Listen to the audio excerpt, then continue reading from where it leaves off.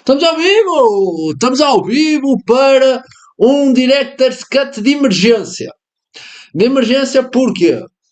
Porque eu não estava a contar fazer live hoje, o Pedro não estava a contar fazer live hoje, mas vocês sabem aquela definição clássica de um musical é quando as pessoas cantam porque não têm mais forma de se expressar. A live é o que acontece quando eu não tenho mais forma de me expressar e eu preciso de me expressar sobre um assunto em particular que fez com que eu interrompesse o meu plano de fim de semana. Para quem não me conhece intimamente, eu ia dedicar este fim de semana a ver a filmografia da minha atriz favorita, Laura Linney. Lauren, por causa de Lanterns. E por causa de Lanterns, por causa de estar a pensar muito nela ultimamente. Nas últimas 2 semanas eu já devo ter falado dela ter perdido o Emmy para a Zendaya umas 67 vezes a 67 pessoas diferentes. Porque E estava preparando para ver John Adams, porque você falou isso é muito eu bait, e você não viu o John Adams ainda, mas provavelmente vai ver. mas eu não ia ver Jornada Adams hoje. O que eu ia fazer é Primal Fear, ia terminar o dia para ir com Sun Coast, e amanhã eu ia fazer Absolute Power, o Diego Quaglia orgulhoso, que é o filme do Clint. Ia fazer também Kinsey e qual é o outro que eu tinha te falado dela? Aquele que ela faz vilã, não? House of Mirth.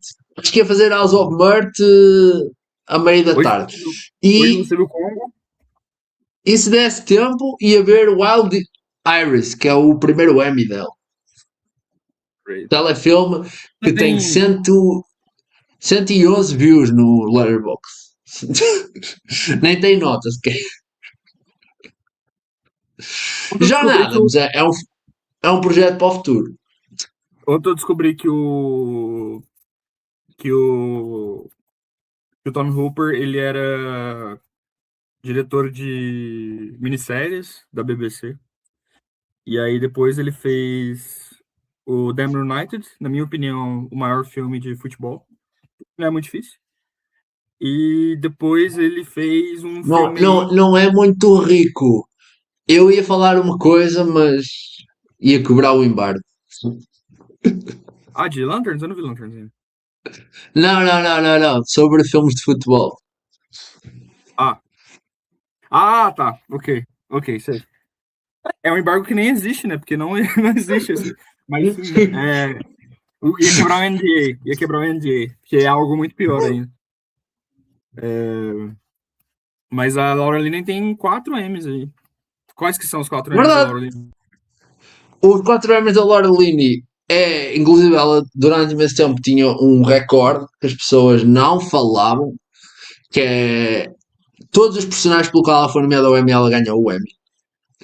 E ela então foi nomeada ela ganhou por Frasier, Wild Iris, eu acho que Frasier é depois do Wild Iris, The Big Sea, numa tramóia que seria impossível hoje em dia, que é a última temporada eles submeteram como uma minissérie porque o formato é um bocado diferente e deram-lhe um subtítulo Hereafter.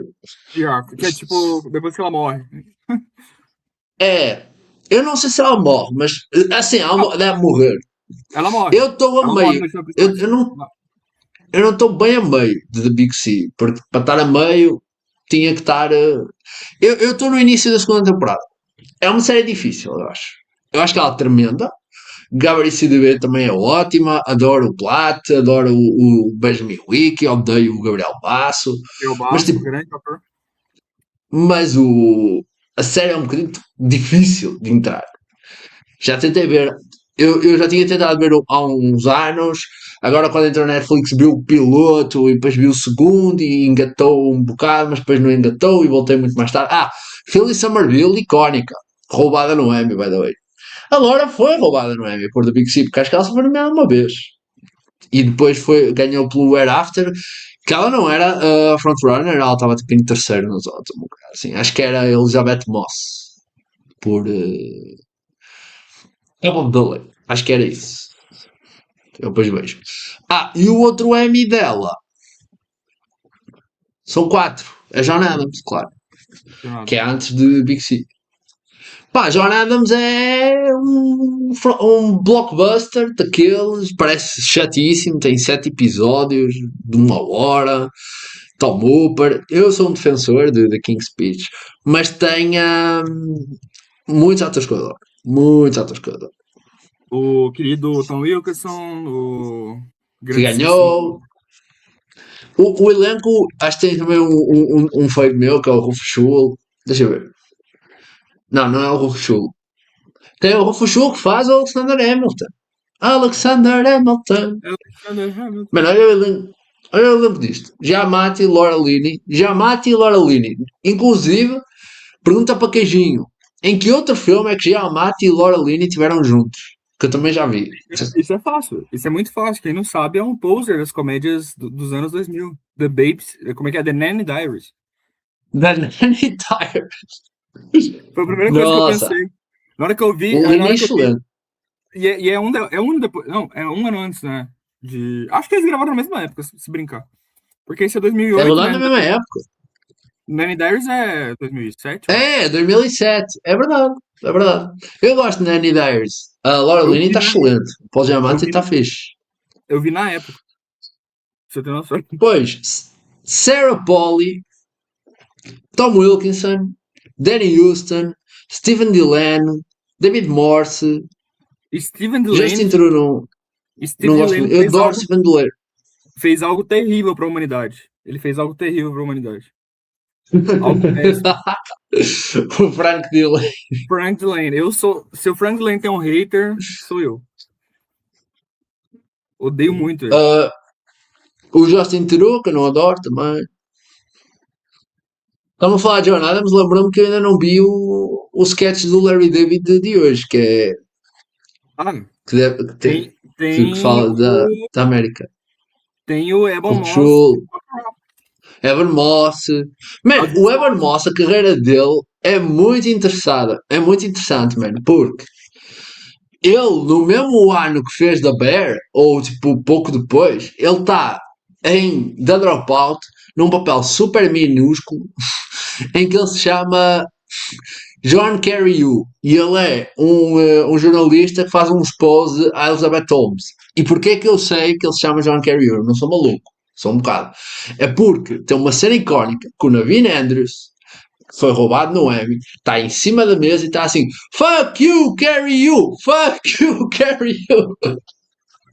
E eu lembro-me sempre que o John Carreyrou é o Evan Moss para cá. Hoje em dia ele nunca faria esse papel, mano.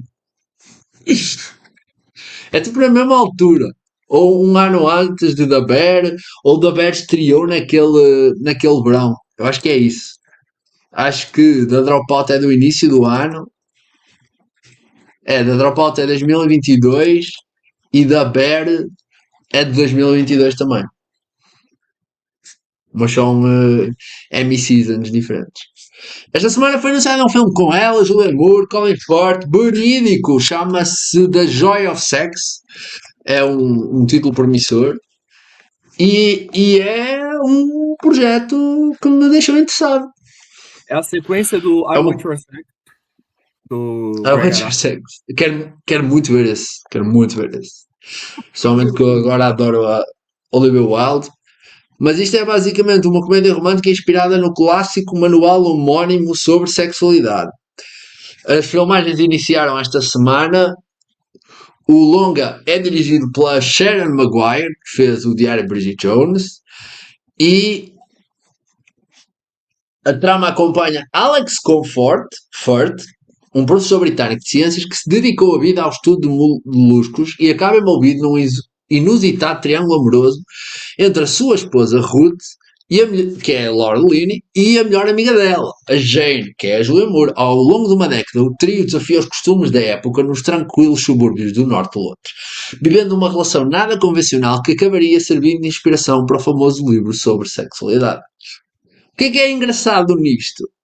Ontem o Ronaldo falou comigo, será que o sucesso de Invite acelerou o green light disto ou assim? Acho que não é possível, porque se já estão a filmar, Não é possível. É. Mas DTF São Luís pode ter tido um papel nisto. Eu acho que é o momento que eu acho que finalmente os executivos perceberam que as pessoas, gostam muito de comédia romântica, ou filmes sobre romance, sexualidade, etc. Tá faltando filmes para adultos. As pessoas estão indo ver Sobre filme de assuntos adulto. adultos. O E projeto foi apresentado durante o Cannes Market. Ninguém falou, foda-se. Como é que é possível? você tava no Cannes Market, então já é antes de The Invite, porque The Invite É, estreia totalmente. mais, sim. O que eu acho é que. E também antes de DTF, mas acho que está a acontecer uma movimentação na indústria. Como tu falaste. Comédia romântica com atores de verdade, nem acredito. Crazy, né? Man, hoje eu estava a ver a filmografia de Laura Linney e tem um filme man, que é muito eu bait, mas que tem 2.5 no Letterboxd, que é The Other Man, em que é ela casada com o Liam Neeson e ela tem um amante que é o António Bandeiras, é um thriller erótico. Man, e deve ter sido a única coisa deste género que a Laura Linney fez na vida. Eu, Você já eu, viu, você já viu o filme dela?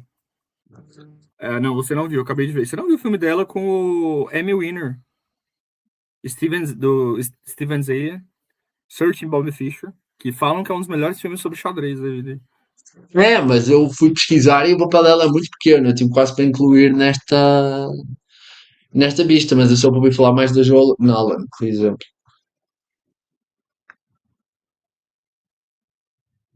Mas falando de Laura Linney, que é para isso que viemos aqui, hoje eu estava a ver Congo, man. E eu sinto que Congo é um filme que podia ter mudado a trajetória da carreira de Laura. É o filme que o macaco toma uma martini, né? Toma martini, fuma charuto, É isso aí. fala. Mano, o Razy nomeou a Amy como pior supporting actress e worst new star. Mas Eu não eu. sabia quem dirigiu isso aqui, eu fui ver agora, e faz sentido, porque é o Kate homem Marshall. que é o homem que faz filmes sobre humanos e com animais e sobre situações extremas no. Foi ele que fez o do John Lithgow também. Ele fez Congo, ele fez Aracnofobia, ele fez aquele Alive, que é o Society of Snow de Sim. verdade. Ele fez um filme clássico, Eight Below, passava muito na TV brasileira, que é o filme do Kevin Costner com os cachorros. E depois ele começou a fazer um monte de documentário ruim, tipo o Beach Boys, o Jazz Fest, são documentários horríveis. Ah, então não. Mas quem é que fez o Harry and the Andersons? Um hóspede do bagulho. Ah, foi Ele um, fez, um gajo chamado William Deere. Um ator canadense aleatório. inclusive, o Frank Marshall, eu tava vendo algo essa semana sobre o Frank Marshall, Casado com a Kathleen Kennedy, não é? casado com a Kathleen Kennedy, parceiro do Spielberg desde que o Spielberg Parceira do virou Spielberg. Spielberg. E Yeah. ele é a pessoa nomeada por Raiders of the Lost Ark. Não é o Spielberg e não é a Kennedy, é o Frank Marshall. Aí, É, no, tinha essa no, ideia. no Color Purple é os três mais o Quincy Jones, porque é o Quincy Jones que leva o projeto pro Spielberg. Sim. É. Aí ele é indicado por. Ele e a Kathleen são indicados por The Sixth Sense, com o Barry Mandel. Aí eles são nomeados por Seabiscuit, com o Gary Ross. Ele não produziu Schindler's List? Não, não produziu. Deixa eu ver Deve quem ter havido produziu. houve um fallout entre eles, eu acho, a certa altura. Porque eu acho que, ó, Schindler's List, Schindler's List não é o casal. É o Jared R. Mullen e o Brian Lustig. Teve pro Evan Ryan também, que é o Ian Bryce, Mark Gordon. O Mark Gordon, se não me engano, é o cara do Breaking Bad, não é? Mas isso aí, Mark Gordon? Não é. Qual que é o nome do produtor do Breaking Bad? É o cara do. É o cara do Rain Man.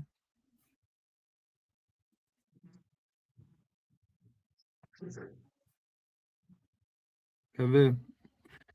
É o... Cara, Valério Golino tá no Rain Man, eu acho isso incrível. É o Mark Johnson. Isso é verdade.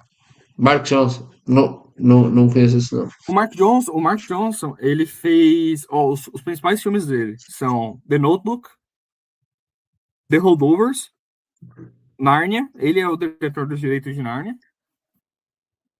Downsizing, My Sister Keeper, Logan Lucky, Donnie Brasco, Good Morning Vietnam. Então ele era... E a Little Princess, então Bugsy, então ele era o produtor do Levinson. É, né? Porque o Levinson tá vivo ainda. Sim. E ele é o produtor de Breaking Bad também. Eu sei disso porque eu assisti o Making Off. Quando eu tava assistindo a primeira temporada de Breaking Bad, eu assisti no DVD, né? E aí eu vi E era o Mark Johnson. E eu já tinha visto Rain Man nessa época. Então eu sabia que era, tipo... Então o cara tem Emmy Oscar aí. Um, dois, três. Happy birthday to you. Happy birthday to you. Felicitaciones, Julia. Happy birthday to you. Thank you very, very much, guys. Thank you very much. Muito obrigado. Muito obrigado. So, Julia, I arrived this live... I run just to destroy Clayton Davis. Yeah. This live was kind of a Trojan horse. We've been talking about Laura Linney for the last half. So, yeah. I don't know if you have thoughts about Laura Linney. I mean, I like Laura Linney, so... Laura Linney is André's favorite actor, so we were talking about that. And we were talking about... Julia is one of those people that I've talked about Linney losing for Zendaya in the last weeks. In the last I think Emmys. so. Actually, but we talked about something, Julia, that every year you learn something about the Emmys. And my thing with Linney is that nowadays I would never predict Linney to win when Tom Felton didn't got nominated, because that doesn't make any sense. So something was in the water about Ozark when they cannot get Tom Felton in for supporting actor. So yeah, I learned that, and nowadays I would be a happier person because I would go, oh yeah, makes sense. Zendaya won. It makes sense. But yeah, it does not make sense. So, welcome, Julia, to talk about a lot of stuff, but this live stream is mainly to bash on Variety and what Variety is trying to do in the last week. So, people to understand this. Yes. For some reason, we are in July, and Clayton Davis is releasing an anonymous ballot type of article bullshit about The Odyssey. It's like, oh, we talk with Oscar voters and now they are in love with this movie. This is a movie to beat. Where does this come from? Is this a new trend Clayton Davis is gonna start? Is he gonna interview Oscar voters about every movie? Is he gonna do like Oscar voters are saying Kate Hudson should win? Is this his new thing? Because, Pedro, corrija-me se eu estiver errado. Eu acho que isto nunca foi feito. Eu nunca vi um artigo a dizer os votantes falam nisto. Já ouvi rumores, já ouvi coisas nos fóruns, mas nunca vi artigos na Variety. Julia, I want to say something. I think that is a proof that people, I mean, this kind of media, they don't like cinema, they like awards, and I'm a big fan of awards. I predict awards for 15 years now, and you know, I was a baby.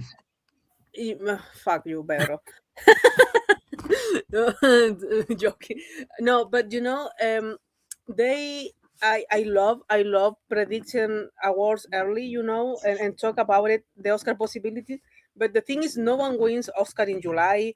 No one even wins Oscar Yeah. on December. You can lose an Oscar in July, yes. And people say this is not going to win an Oscar. I mean, if you were betting for Tom Holland in supporting actor for winning, no, that is not a winning performance, But the thing is, people, I don't know if I'm listening. it's boring, but the thing that every time a movie comes out, we have like this, what is this Oscar chances? And we like always did that, but people is like, it's fun. I mean, it's fun, like when common people did that, doing that, but I don't think it's fun when media start pushing the race so early, and for nonsense. Variety is a very, very, very bad outlet. Clayton Davis, to me, he is very bad predictor because he doesn't analyze the race. He doesn't give a real analyze to the race. He only cares about only cares about create narratives and then say, I was the first one to say this. Yeah, like the Kate Hudson thing. Yeah. Yes, this kick because of me. And sadly, a guy who a few years ago, I believe that was a very, very analyzed for the race, was Matt Neglia. And suddenly, the last 3-4 years, he has become like Clayton.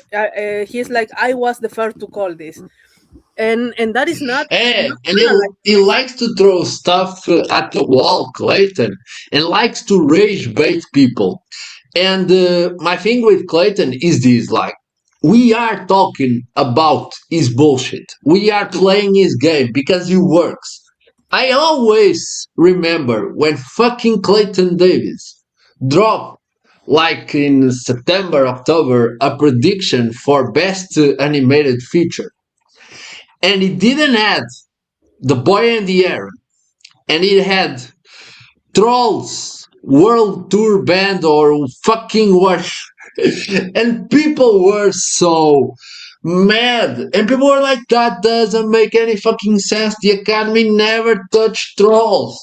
Why would they nominate Trolls? And what the fuck are you doing? The Boy and the Heron. Why are you not predicting The Boy and the Heron?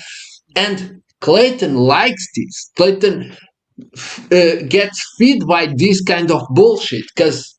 So when we reunite in your Saturday, in the day that you are. Como é que se diz a fazer anos? Já me esqueci. Yeah. In your birthday. Yeah. In Julia's birthday, to talk about fucking Clayton Davis, he won. He has a lot of power. People don't realize how much power Variety has in molding the race and creating stuff like something like Jamie Lee Curtis. It was not Variety, but she only started campaigning harder when a guy at Gold Derby posted an article like, oh, this is how Jamie Lee Curtis can win an Oscar. And she start campaigning. Went like, oh my god, yes, hard. Oh, is this real? Is this happening? Can I do something with this? And she clipped the article and she was like, I'm not gonna play coy. I want his nomination. And then stuff happened. Yeah. Yes. And Clayton was one of these people that were forcing Jamie Lee Curtis as a thing. Since the summer, it was like, oh, Stephanie Sue, nobody knows her, so she's not gonna get nominated. Jamie Lee Curtis, and people were buying this stuff. When we start saying this stuff, like, oh, nobody cares about Stephanie Sue, it's only Jamie Lee Curtis. It's so like you can use your job to bring awareness to someone like Stephanie Sue. And it's kind of funny because the whole Clayton thing is like he likes diversity.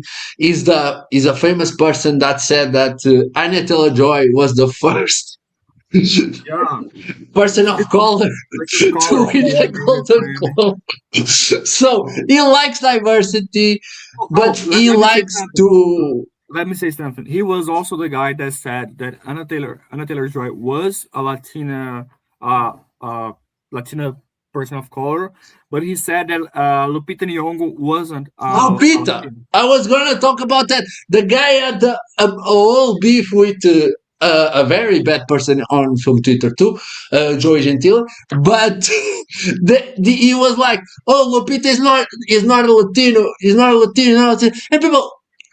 Talk with fucking Lupita. Lupita identifies herself as an Afro-Latino. So what the fuck are we doing? And he's the same guy. He's the same guy saying that Selena Gomez is a Latina. That all of those fake Latinas are Latinas, but when a true Latina, but someone that is actually a Latina is not a Latina because doesn't fit his narrative.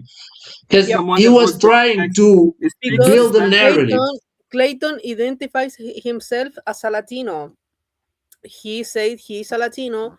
He probably has zero Latin culture because he doesn't. I mean, before the people were before Twitter was instant translate tweeters, he never spoke anything. But he's like a big savior for Latinos. He created the Leja, and so if someone, I mean, everyone who fits for him is a Latino, and Lupita Nyong'o identifies herself as a Latina. She spoke Spanish. She born in Mexico. Yeah. She spent summers in Mexico.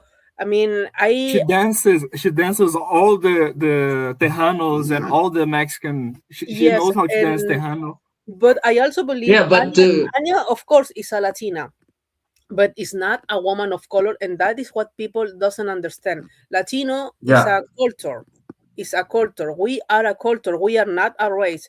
There is white Latinos, Anya Taylor-Joy, Pedro Pascal. It was like, I mean, we are going to hear a lot of Pedro Pascal, men of color, in this race. Is his movie something? And Pedro is so fucking white. Just a quick example that is very, I think will help people understand. We have two Latinos here. It's not André, of course. It's me and Julia. And Julia, we are both Latinos. Julia is a white woman. She's not a person of color. I am. Yeah. Are you from indigenous? I think. I mean, my chins are here. But my grandfather, I'm pretty sure he was very. I mean, he was indigenous descendant, at least a little bit, but I don't know. So I don't. Yeah. I don't. Yeah. So yeah, and I just to clarify, because because imagine people will say that Portugal is a Latin country, and that's true. We are Latins in a sense because we came from the Latin language. But the thing, when people talk about Latins, they are talking about Latin America, America Latina. I'm not from Latin America, but a lot of people will say we are Latins, and Portugal is a Latin country. It's not an American Latin country. So yeah, I'm a Latin in a sense that I'm from Portugal, but I'm not a Latin American person. And there's a lot of Portuguese actors that have played Venezuelanos, Chilean people, Mexican people, Brazilian people. Joaquin Almeida made a career of this.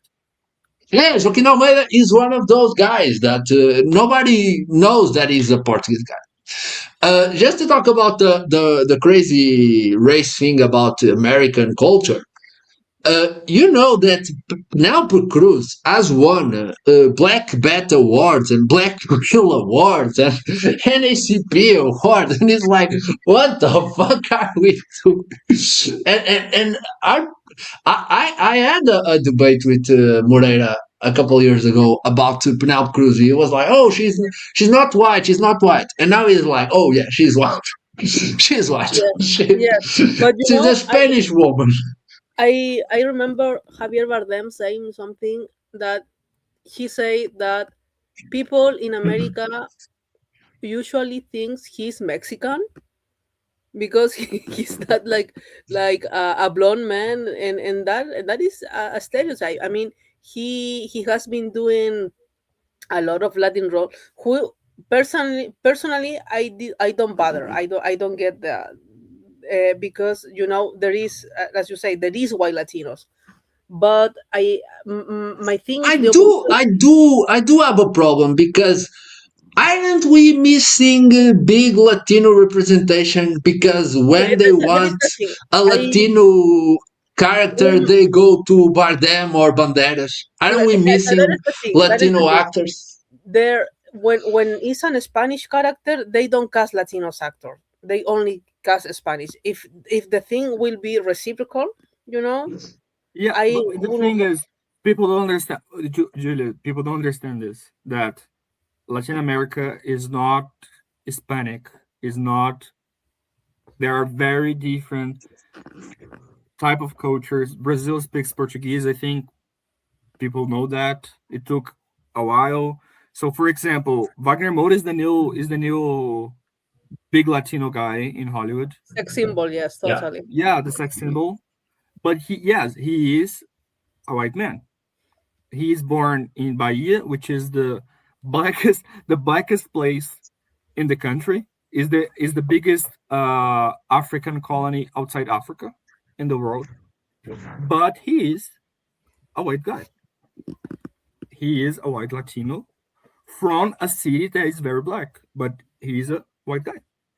In the end of it, and people don't understand. It's the same thing to Oscar Isaac. Oscar Isaac is from what is Guatemala. it? Guatemala. Guatemala. Yeah, it's the same problem. Guatemala is a very marron country. It's a very brown country.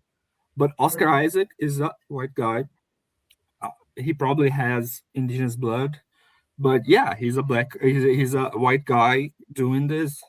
So the three Latin guys now in Hollywood, Oscar Isaac, Pedro Pascal, and Wagner Moura, they are Latinos. White Latinos, exactly. They are white Latinos, yeah.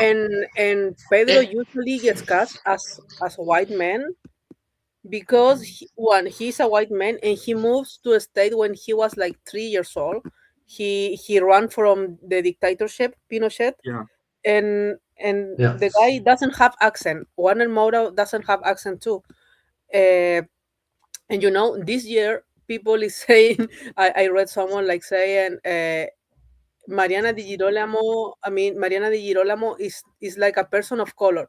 Same with Mariana, who many are predicting her for Wild Horse 9. She's a white, she's a Latina, yes, of course. She's a fellow Chilean, but she is white. Her grandfather was Italian. Yeah. Isn't she Italian? Yeah, no. It's her granddad was Italian. They are a very. They are like or I don't know, a huge actor family here in Chile. Her aunt Claudia Di Girolamo is probably the bigger actress on telenovelas here in Chile. Very Wow. She's like a nepo baby, Mariana. I She's forget the name. I forget the name of the Pablo Larraín's ex-wife. Right. Yeah, ma. Antonia Segers, woman of color too. Yes, como Antonia. Yeah, and she's my favorite Chilean actor. She's amazing. Nobody plays crazy Latin mamas like her. She's amazing. But yeah, she's also a white Latina. Yeah, but it's interesting that idea that you said that Pascal, Oscar Isaac are cast as white men, because even in the Behemoth, it's kind of funny because before Pedro Pascal, it was Oscar Isaac, but you look at the cast and the character is not meant to be Latino. Because the dad is Hank Azaria and the brother is Will Arnett. So yeah, but my thing with Bardem is like Bardem is been playing like that had Menendez stuff. He played Desi Arnaz. He's playing characters that are Latino. And my thing is, if we didn't have Javier Bardem to play these characters, maybe a Latino actor could have a showcase. That's the thing, because Javier Bardem is kind of robbing opportunities for Latino actors when he's taking Latino actors, like Joaquin Almeida. Joaquin Almeida does the same. I don't like Joaquin Almeida as an actor, and I don't like what Joaquin Almeida does. Also, we will have this year, and he really is a Latino, is John Leguizamo. He doesn't have like the typical I was talking. I was thinking about him. He's a big activist for Latino representation. Yes. He's Puerto Rican, right? He's probably the most successful Puerto Rican until Bad Bunny come up, but yeah, no. He was the guy. He was the guy doing what Bad Bunny did for Puerto Rico until Bad Bunny came up. He was the guy saying, "Look at." I don't think he's Puerto Rico. And my thing with Leja, this critics association that Clayton created, is they didn't give they don't give like a highlight to Latin cinema. You know, they only doing like an Latinos and American films. Ayana de Bose. Yes. We're going a film with her, but that is the parameter for them as a Latino, as they perceive as a Latino. They don't nominate it or don't try to give visibility films unless they are an Oscar radar, like last year Brazilian. But you know, you see always like every time the Philadelphia, the Pennsylvania Awards, they usually put something like film that represent Pennsylvania. They don't do that. They don't do that. Leja, this Clayton Association, and now talking about him, I think the guy is like is like a really bad predictor. You know, he tries to create narratives, and then and now he wants to create this narrative that Hathaway can go to lead, and it's like, oh my god, this year should be really really weak and can be weak for leading actress, to Anne Hathaway getting the nomination in lead. She's not lead at all. She's the supporting wife the Oscar loves nominate. She I think Hathaway probably has less screen time than Emily Blunt in Oppenheimer. Yeah, or much less. Yes, I will say that. And yes, she Hathaway is a star. She's a huge name. And what we're trying to do is the Odyssey goes 4 for 4 in the acting categories, which doesn't happen since the David O. Russell years, which Silver Lining Playbook. No, American, the other, David O. Russell. Yeah, both of them. Silver Line is back to back. Silver Lining Playbook in 2012 and American Hustle in 2013. He does back to back, and it doesn't happen since then. We thought it was going to happen with One Battle After Another this year, but Chase was not. And we were talking before you joined that we think that might happen if Hathaway goes lead, because last year we thought, oh, Chase is going to get the nomination because the film is so fucking strong, so how can she miss? But it appeared someone with passion, and we didn't believe it would have, which was Kate Hudson. So, and even Emma Stone, we thought that even Emma Stone wouldn't get the nomination. But Begonia became a best picture player. It got the nominations it need to get. It got screenplay. It got score, and then it won a nomination. It got to be nominated in best picture. So Emma Stone was part of the package. So yeah, I think it's crazy. It's I think it was Ronaldo that said that this is a non-issue. This is something that Yep. why I are agree. we should take this energy to talk about what is happening in Venice, and not about Anne Hathaway is going to get nominated in the actress. We should have everyone in the media should get op-eds saying Barbera is a fucking coward. How he has the courage to come up and say, oh, I just put one film directed by a female director. We're gonna talk about that, Pedro. Don't get away ahead of yourself. I can spend all the talking about that. Yes, no, I mean that is a shame, a fear of declaration, because we're talking about the guy who put in competition The Sun, probably the worst film of this decade. Like, and the guy putting in competition because has name. Yeah. What was the And it's interesting because Barbera is giving the same declarations that he was giving like in 2019. So the guy has not grown. He still thinks the same shit. You know, He still believes in this meritocracy bullshit. and that is And shit because at the time, he put fucking the laundromat.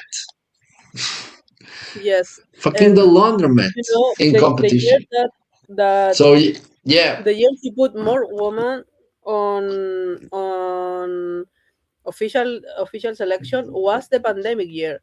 But that is the thing. He doesn't have names. He hasn't have men to put there, so that was the only reason. And no, I don't like him. I don't like the I don't like. I mean, it's a weak lineup on paper. We haven't watched the films, but it's a really weak lineup. Yeah, it is not for. I just want to talk about that away because I needed to get away to do something. So talking about Anne Hathaway, like Ronald said, and like I said to Julia when she sent me this, like this was a slow news days at Variety. This is fucking rage baiting. Maybe this is Clayton Davis trying to build a narrative that doesn't exist. There's no question about this. Anne Hathaway is a fucking supporting character. Is a wife. Supporting wife character, classic. She you can say the movie starts with her, and at the time I was like, oh, she has a lot more to do in the movie than I think so. And then the other 2 hours passed, and she is not as present as she is in the beginning. But the thing is, I believe that he opened the door. He opened that door.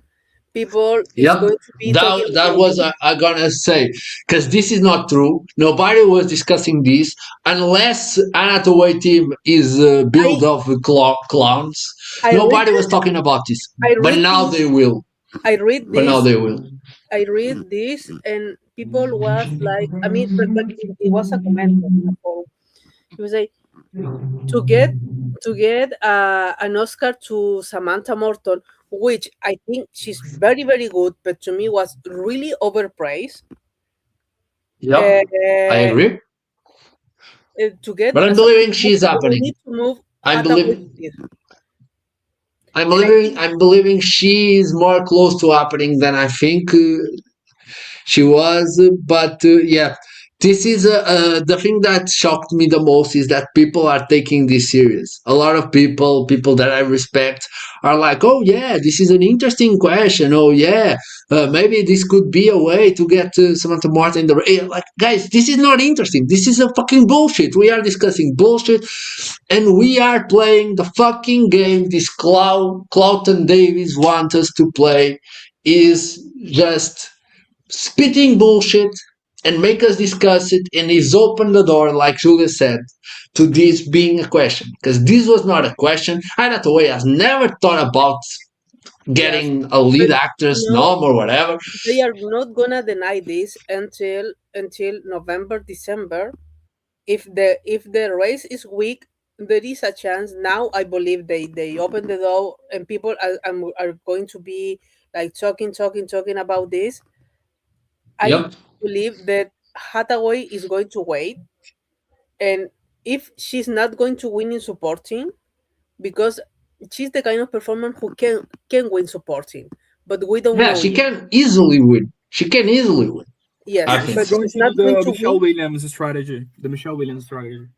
Yes, she's not going to win in supporting.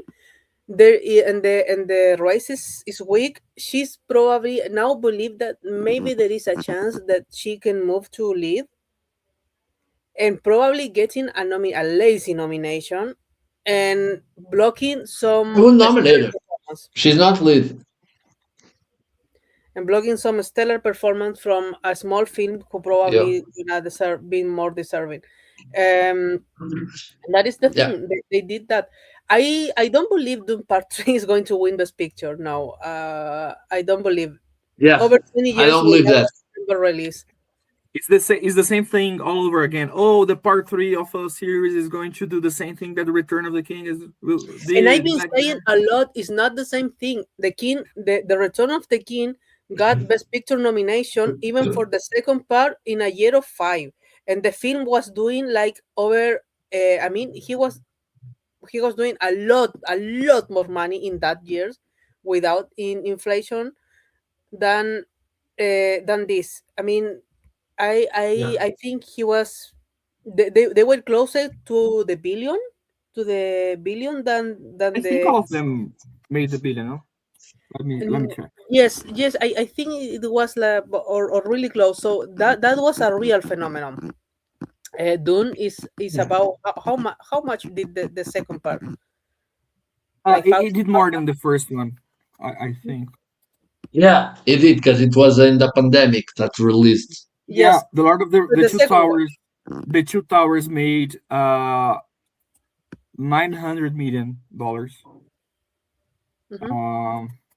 The first one did $900 million too, and the third one did $1 million. Dune 3 is not gonna make a billion, not at all. I think it can make $1 billion. I don't think so. No, I don't. I just don't think Dune is as big as people make believe. It's not Lord of the Rings.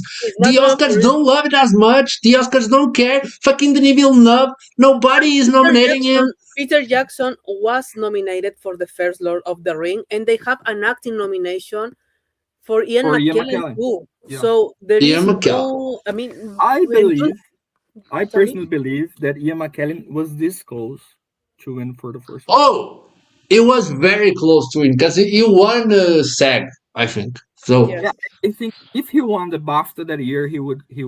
But it was a different BAFTA. No, he was lead at the BAFTAs. Yeah, that's a problem. Yeah.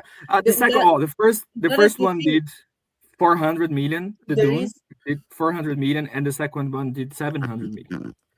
I mean, also that was the Jim Broadbent year, because Jim Broadbent was in three movies, because he was in Moulin Rouge, Iris, and Bridget Jones' Diary. He was a supporting character in the 3 movies for Best Actors.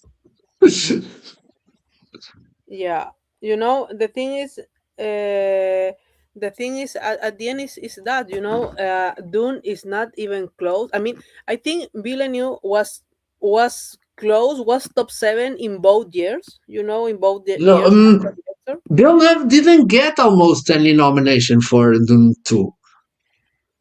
Yes, he got BAFTA, I think, and Critics' Choice. Acting wasn't even close. Neither no one. You have an actor who has been close to nomination. I remember when people were predicting Austin Butler, never real, and this time is not real. Every time people are like, "Oh, Timothée Chalamet is gonna win for Dune," I'm like, "Get a fucking, get a fucking brain." No, I don't. Plus, the last time a December release got a Best Picture win was $1 Million Baby. Let me check this. It was $1 Million Baby. An iconic Clint Eastwood. Nobody was expecting this to be real, and the Clint Eastwood miracle. Yes. Yeah, because they have tried to do this in other years with Clint Eastwood. Yeah, Yes, no. it's a thing now. People are trying to do this. We will talk about it when. And when people say, to me, it's crazy when people say the new Villeneuve is overdue for an Oscar. And honey, he's not overdue. Stop using overdue for things like this. He has one Oscar nomination in direction, and he only has. I mean, in the only film that he has been nominated is the Dune trilogy, and Dune is a bottom five trilogy. What's next? Edward Berger is overdue for an Oscar. The last Genius. Happy birthday, Julia. It's Julia's birthday, and she gave us this gift. This gift. No, I think In the rant of overdue, I hate when people say that Saoirse Ronan is overdue, Timothée Chalamet is overdue.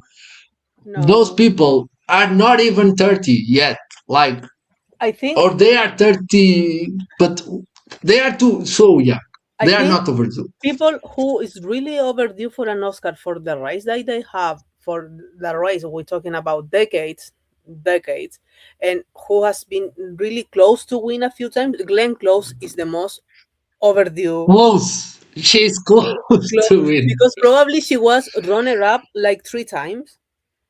You know, Not 3 times.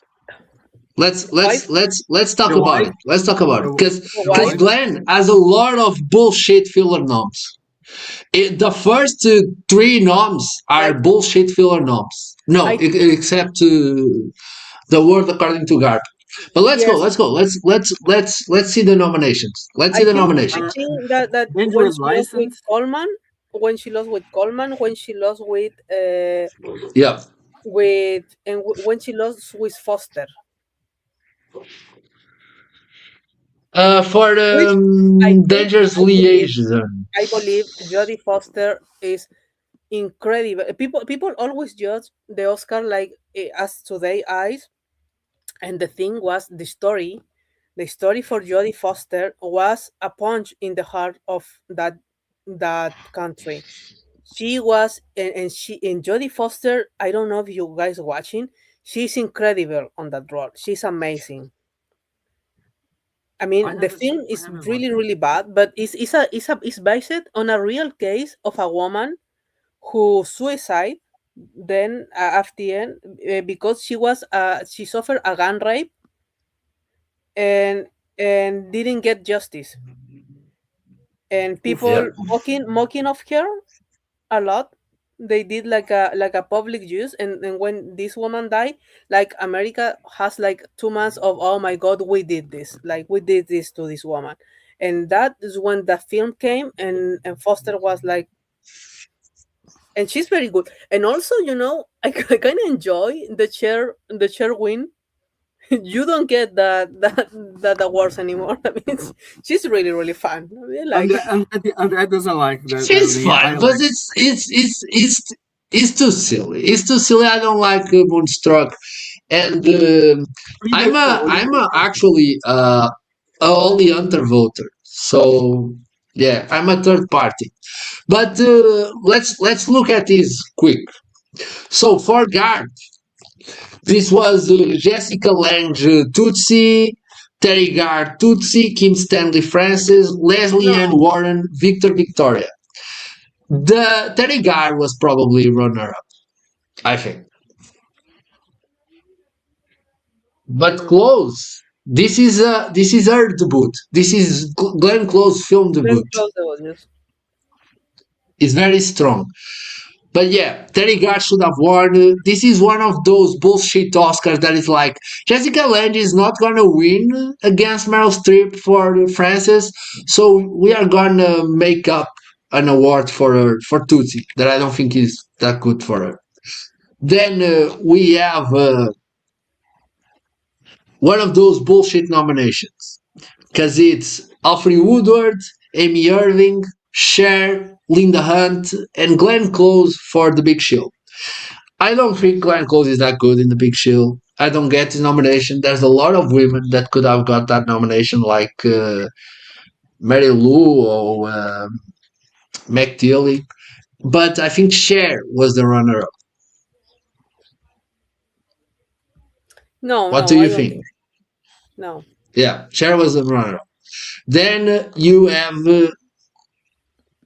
one of the most bullshit nominations because it's Glenn Close for the normal. What's the name of this movie?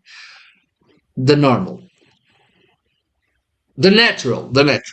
It's Peggy Ashcroft that won for David Lean movie, A Passage to India. There's Lindsay Cross for A Place in the Heart. There's Christine Latti. I think it's the last David Lean film, by the way. Yeah. Geraldine Page for The Pope of Greenwich Village.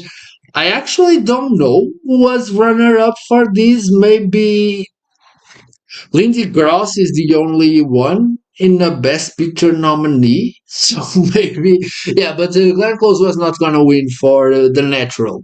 Fun fact, one of these days she said that her nomination was due to the lightning. Not her acting, it's about her lightning.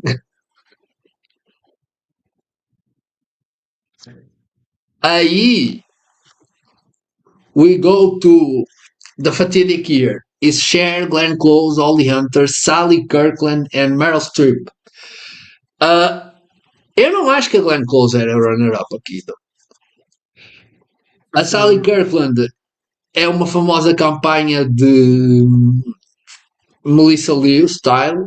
Foi ela que fez a campanha toda e conseguiu a nomeação. É um filme perdido.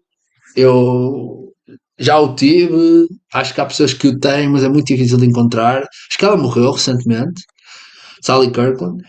Mas eu acho que Holly Hunter era a runner-up. Ela era a estrela do. Foi uma Star is Born. O que é que tu achas, Pedro? Não posso opinar, como diria minha amiga Glória Pires aí. Glória Pires. Yeah. What do you think? In the shared year, was Holly Hunter the runner-up?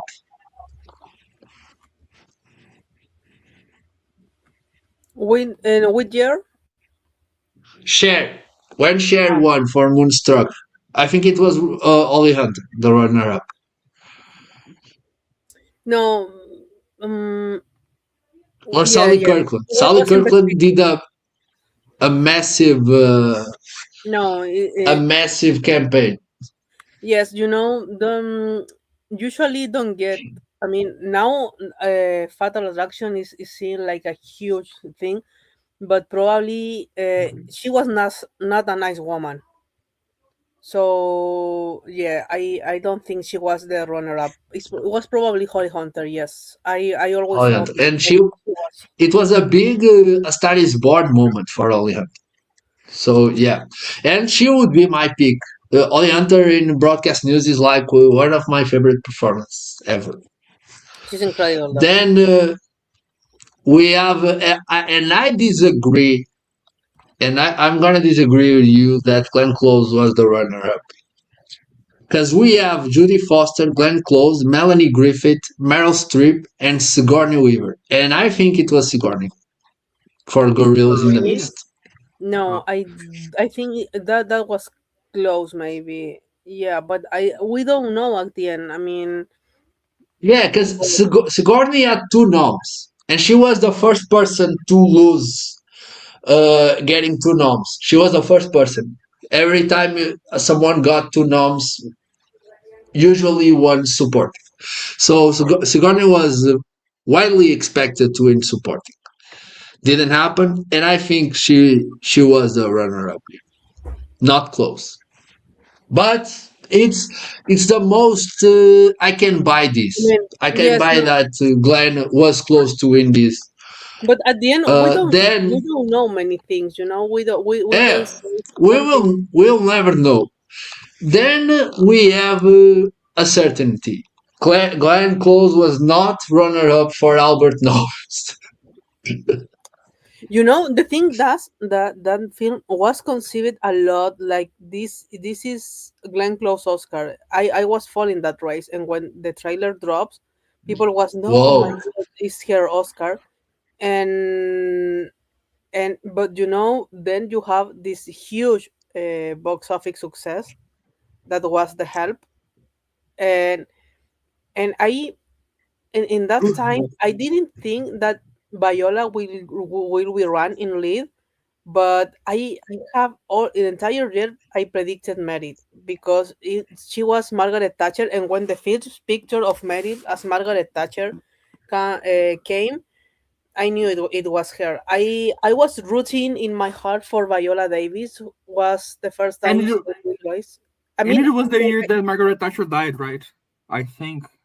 no, No, the no, next no. year, It No. was probably the next year. Margaret Thatcher died. 2013. When did yeah, Margaret it was, Thatcher? Yes, it was the thing is of this, but that was the first time I realized, oh my god, they barely nominate black woman. What Yeah. black woman there? I didn't. I mean, the first Oscar I didn't watch when Halle Berry won, and I remember when I watched the speech of Halle Berry, I realized like, oh my god, it's real. Black woman barely won awards, and and as a performance, I love what Rooney Mara did that year. Uh, Probably was Dance in Melancholia who lost the Oscar in that conference, in that press Yeah. conference. But Dust never got a precursor. No, the campaign No, didn't Golden took Globe, off. a Golden Yeah. Globe, a Golden Globe. But and seeing this, I Dust didn't get Golden Globe. yes, I think she did. She did. No, no, no, no, no, no. No, no, Really? no, no.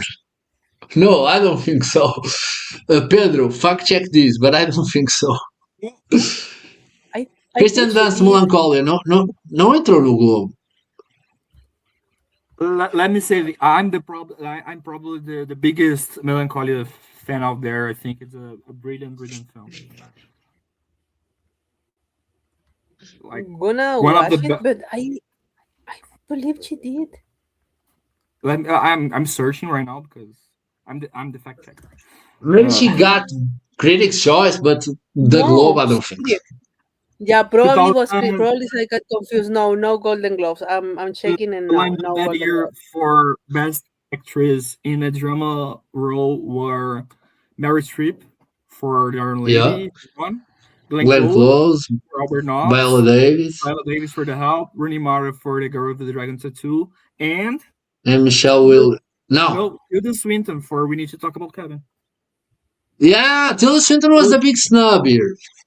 She was really close to that because I think she got the BAFTA as well. She got everything. She was she is one of those that got everything. But the and was not. film is too difficult. The film is that Yes. difficult. It's too Rooney difficult. Yeah. was really. But Dust didn't get anything for Melancholia. Search that, please. But I remember thinking, now this is going to be Meryl. I was like low key rooting for Viola Davis, but for I hate that film. I hate. yes, Help. yes. I never saw it. I have no compassion for Margaret Thatcher. Like, have you ever saw the video of the woman like, too bad, she's dead, too bad. People. There's a famous Portuguese football journalist that said that the greatest thing that Margaret Thatcher did was die, and it's incredible. This video is incredible. He was like, "Oh, the best thing that Margaret said Thatcher." That. It's Friedrich Loh? No, it's Tim Vickery. He's from London and he lives in Brazil, and he was in Sport TV. And people said, "Tim, what was the best thing that Margaret Thatcher did?" And he said, like, "Oh, her death. Everyone hates her. She was the devil to the working class." Yeah, there was fireworks when she died. Yeah, people were like, it was a big party. Everyone hates not everyone. Yeah, not everyone. Not everyone, but yeah, there's a lot of. But she's an awards magnet because Meryl Streep won, Gillian Anderson won for an awful performance in The Crown. So yeah, people love it. But talking about this, Rooney Mara is one of the few people that got a nom with only Golden Globe. It happened to Michelle Williams. That I think he got Critics' Choice too. I think he got the Golden Globe and Critics' Choice only. Yeah, but For Blue Kristen Dunst Valentine. didn't get anything, I think. As I'm checking here. Not She even get- No, Critics' Choice. she got plenty of regional. Yeah, I remember But that. no, she. And fun fact: she wasn't nominated for the International Cinephile Awards. The film was, cinematography was, but she wasn't. And That's crazy. the Critics' Choice were Viola Davis for The Help, she won. Elizabeth Olsen for Martha, Marcy, May, Marlene. Martha May Marlene. Meryl Streep for The Iron Lady. Tilda Swinton for We Need to Talk About Kevin. Charlize Theron for Young Adult. Good film. By Jason Love Bateman. it. And Michelle Williams for My Week with Marilyn. Glenn Close didn't get it. For Robert, no, she wasn't nominated. Let me check. No, she wasn't nominated.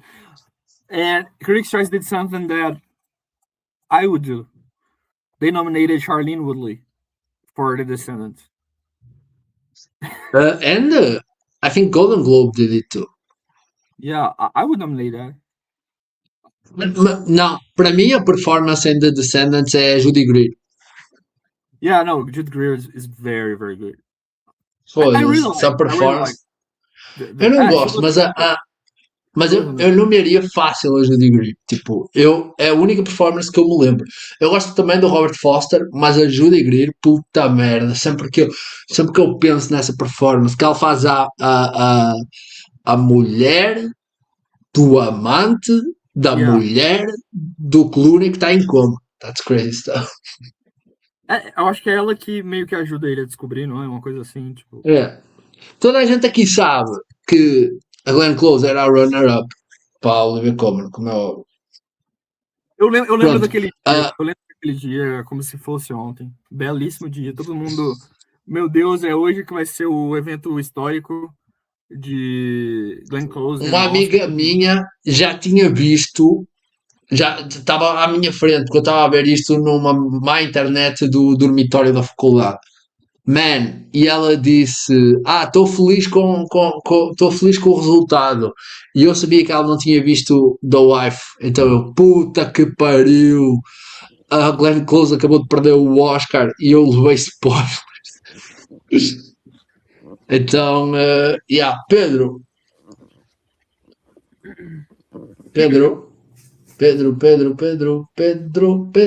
eu preciso de sair. Preciso de ir lá, preciso de ir ali e já volto. Tu aguentas aqui isto? Fala um bocadinho sobre Veneza. Posso falar o. Tá bom, vamos olhar Veneza aí, né? Eu já dei um huntzinho inicial aí sobre. So we're going to talk about Venice now. André needed to go out for a minute. So me and Julia, we're going to say a lot of good things about Alberto Barbera. So this year, this is the Venice competition. Yes, I'm looking. Yeah, we knew that it wasn't going to be like a lot of big names, but we weren't expected to be that bad.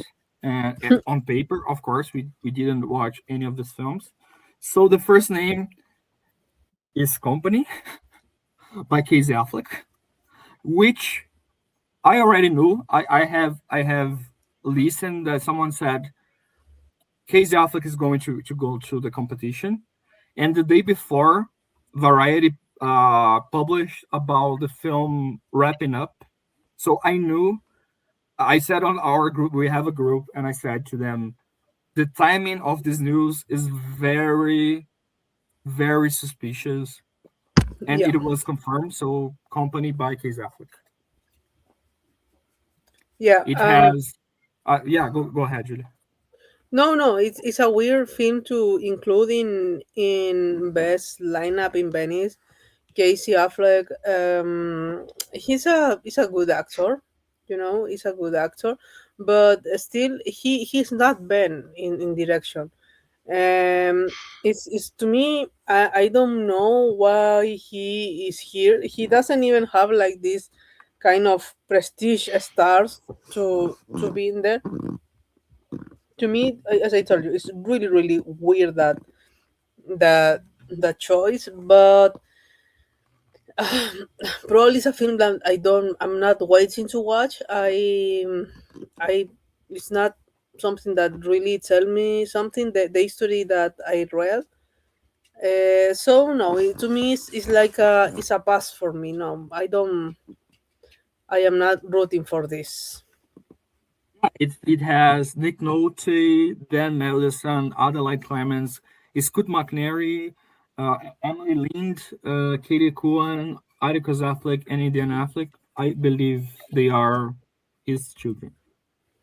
We also have Camille Noir, or A Bit of Light, by Ali Asghari. Ali Asghari was in the Horizonte section last year with A Divine Comedy, which was a film that I didn't watch, but our friend Mario Quesada, Jesus Mario, he really likes that film. So it's an update from the Horizonte competition. Ali Asghari is a young director, so it's the type of thing that we like to see in the lineup. Yes, Another- this is at least a good an interesting call for this competition. Yeah, it's really interesting. Another name that we have here is Ritorno a Buenos Aires by Marco Bacchis. Marco Bacchis competed a lot of times before at Venice. He's an Italian. I think he's an Argentinian Italian. He's director. Chilean. He's born here in Santiago, but I don't know if he's Chilean. He's Chilean beside that born, because for example, I always say Amenábar, Alejandro Amenábar, born in Chile, but he doesn't have a connection here. Yeah, because I don't understand, but yeah. So yeah, Marco Beck is a Chilean, born in Chile, but he's doing this film Retorno a Buenos Aires, which is Brazil Italy, a Brazil Italy. Hey guys. Yeah, we are already talking about the lineup. It features. Yeah, I know. I'm listening. Adriano Giannini, Anna Caletano, Veronica Guedes, Olivia News, Adrian Fondari, Paula Cohen, Marcello Chapari, Marcella Serli, Maria Laila Fernandez. So it doesn't feature any Brazilian actor in the main bills. The other film is Ink by Danny Boyle. This is a film that we were talking about it for a lot of time as of right now, because it is doing the 3 big fest so far. It is doing Telluride, it is doing Toronto, and it's doing Venice. It is the opening film by Venice. It features Jack O'Connell, Guy Pearce, and Claire Foy. It is a film about the Murdoch family. The Murdoch family. You know, I have to.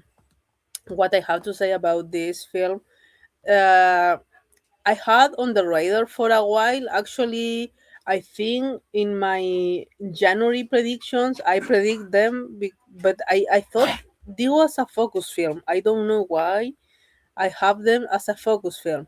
Yeah, I think it was announced on the CinemaCon. Yes, it was kind of. So they say that this film was moved to 2027, and I say, yeah, okay. And Focus is an studio who who doesn't drop. I mean, it's an studio who is giving films like every 2 months, but he doesn't drop films that are like good so easily, you know. I mean, for example, this year they brought Obsession, and they keep in a good day for horror films. They gave a lot of promotion and everything. So I remember thinking, yeah, I don't. It's weird. Probably it's not good. We have this last few years. We have been a lot of example of uh, of theater of plays who doesn't translate to be a successful films. Unlike the 50s, the 40s, and people, and now that Netflix Netflix buy this, and Netflix putting in every festival that they can, that make me That's suspicious weird. because Netflix, when I mean, yes, last year they flopped with Jay Kelly, who was in every festival too. But when they put a film in every festival, because this is going to be London Festival too, Yeah, this is my it's 2 cents. probably the opening gala of Yes, kind of, and so it's like, oh my It's god, they have probably to have be adaptation. NYF too. Yes, I don't it's think No? so. I don't think so. I don't think so. no, I'm but Why? this is going to do Venice, Telluride, Belize, Toronto, then London. Yes, I don't think it's going to be New York. yeah, I think probably it's doing an Mm, AFI. I'm talking to one of my sources here, but I don't think it's doing NIF. but we need to take ink serious. So, are we gonna put it in our predictions? Is there something about it? I don't know what Netflix is going to do For, with Ink. for what I read I mean, is they are giving it so much.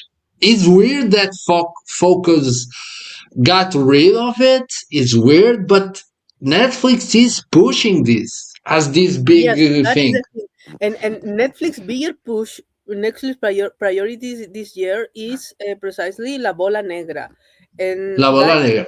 that is not a lock for acting nominations like people is saying. He's like the film that who has to fight some nominations. So it's weird they put a film that probably is going to get easier, I mean, with mid reviews, can be easier on the race. I don't think this is going to be big.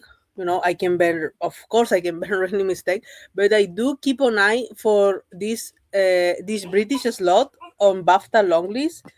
And now people, as Eric Anderson has said, he has heard amazing things about Guy Pearce, and actually he put him first. Yeah. And Guy Pearce is the role because it's like the role who made Bertie Carvel a BAFTA, I mean, an Olivier and a Tony winner. But as you say, not always the play translates to the film. Yeah, but just to say, Bertie Carvel, amazing actor, better than Guy Pearce. And also, it's important to remember that the last time we had an adaptation or something about the Murdoch family, it was one of the most successful media stuff out there, which was Succession. Oh yeah. Succession is about the Murdochs. I don't know if you know that, but the Succession is based on a screenplay that Jess Armstrong did. That it was actually about the Murdochs. He did it as a TV show. Yeah, Because it was like the anniversary party or something like that. Because it was the pilot. It was the pilot, basically. yeah. And I think, Yeah, yeah, Pedro, go ahead. sorry. Go ahead. No, go ahead. No. No, I would. It was. Yeah, go. I'm Go going to keep. you too, because my dog is bothering me here and wants to get out, so I'm gonna open the door. So What's the name of the dog? Abby, like the Beatles song. Hey. I mean, like the album, like the Beatles album, Abbey Road. Wow. Abby. Abbey Road. Interesting. But yeah, ink is something to have in mind. Continua, Pedro. So we have next. We have Un bon petit soldat, or a good little soldier, I think is the English name, by Stéphanie Brisé. With Brazil does a lot of movies with Lindon. I think so. I think they are like, it's his muse, and we have Vincent Lindon, David Abo, Shahid Fatuha, Yeah, and this one yeah, is the because he first. did the very acclaimed. What's the name of the movie? Fucking. I'm only finding the Portuguese title. Is La Loi du Marché, acho que é. Alain de Marché, I don't know her. Brise, the thing with Brise, he has been. La Loi du Marché, exactly. Vincent Landon won the César for this performance, but Brise has been doing a lot of stuff with him. They did Another World. Not So a big yeah, fan. Not a big fan of him. you can count with a Brise movie with Landon on the This was a Venice film Festival. who looks like is a film like who looks like Barbera. Barbera. I mean, Barbera took from something that was robbed by cans. And this is the case. I was going to say that. Un Petit Soldat is one of the films that Thierry Fromeau dropped from Cannes. We have another example here. Last year we had Silent Friend, which is an amazing film, and Father, Mother, Sister, Brother, or whatever, the Jarmusch film that is horrible. The movie that won, I remember Pedro being like, the best movie of Venice is the movie that Cannes didn't want. Yeah, exactly. This is the new Venice. We have also Il Foco C'è Ti Porti Dentro by Eduardo De Angelis, which is another Italian director that always goes through. Venice has a lot of random Italian movies that we will never heard about. And it is funny because two of the biggest Italian directors are not in competition, which are Mario Martoni and Gianni Armelio. They always compete, and they are not in competition. So the film is very bad. They usually are very bad. Martoni and Armelio are terrible filmmakers, are very, very bad. But if they are not in competition, Venice, it is like extra shit. It's very, very bad. It's the most terrible film ever. So the next one we have is the only film directed by a woman in this competition, which is Hiwendi Unkenti or Uman Unon by Mai El Tuki. Do you know this director? She did Groningen.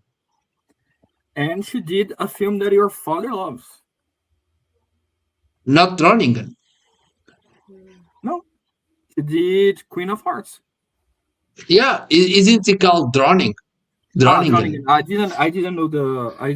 Yeah, I'm miles ahead of you. I know the Danish title of the movie.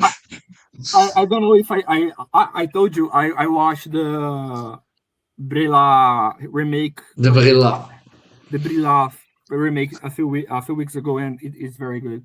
And so yeah, it's her, Woman I Know, which was a very hyped film, I think, for last year, but it wasn't ready. And also people were talking about Cannes, but it wasn't ready.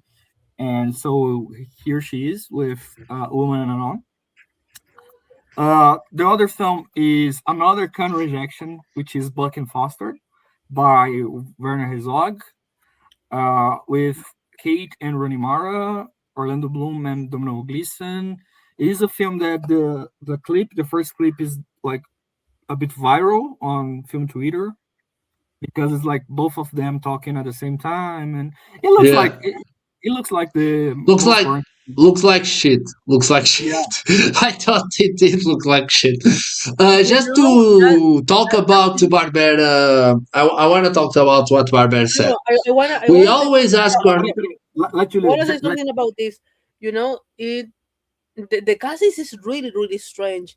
Yes, Rooney, Kate, but you know, casting Orlando Bloom for something. Who is casting Orlando Bloom for a prestige film on this day? So that was weird. Kind of seems a money thing. A money thing. They wanted someone with a bit of cash, because cannot be easy for Herzog to get finance for his movies. Mm-hmm. But talking about Barbera's quote about only one female filmmaker on competition, we always ask ourselves, shall we promote a film which is not at the same level of the other films that are in competition? We say no, because it doesn't help in any way. It doesn't help the film get sold or properly released. It doesn't help the female filmmaker to get the proper budget for the next one. And he also said other stuff that I was trying to find, but he said that they were not on par with the competition. Uh, He uh, says, so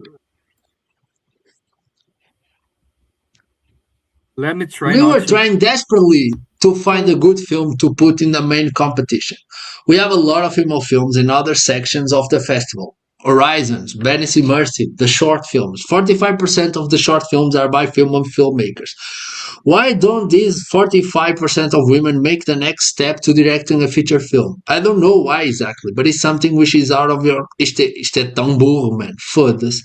I don't know why it's that, but it's something which is out of our control. It's a matter of the choice made by the producer, by the financier of the films, but it's a major problem, of course. We always ask ourselves, if the film is badly received in a festival, there is a backlash against the filmmaker. There is a backlash against the festival in general, but mainly against the filmmaker. Barbera is an expert in selecting bad movies in competition. So we decide to be very strict in terms of the unique criteria that we want to follow, which is the criteria of quality, which is not objective, I know. Quality is something that is always disputable. We take the responsibility to say, for us, this is a good film.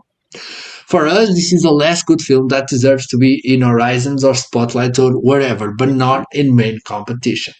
Let me ask you, in all the anticipation that you saw in the trades in the last 3 months, did you see talk about many female films, big films? No, not one. That's the problem.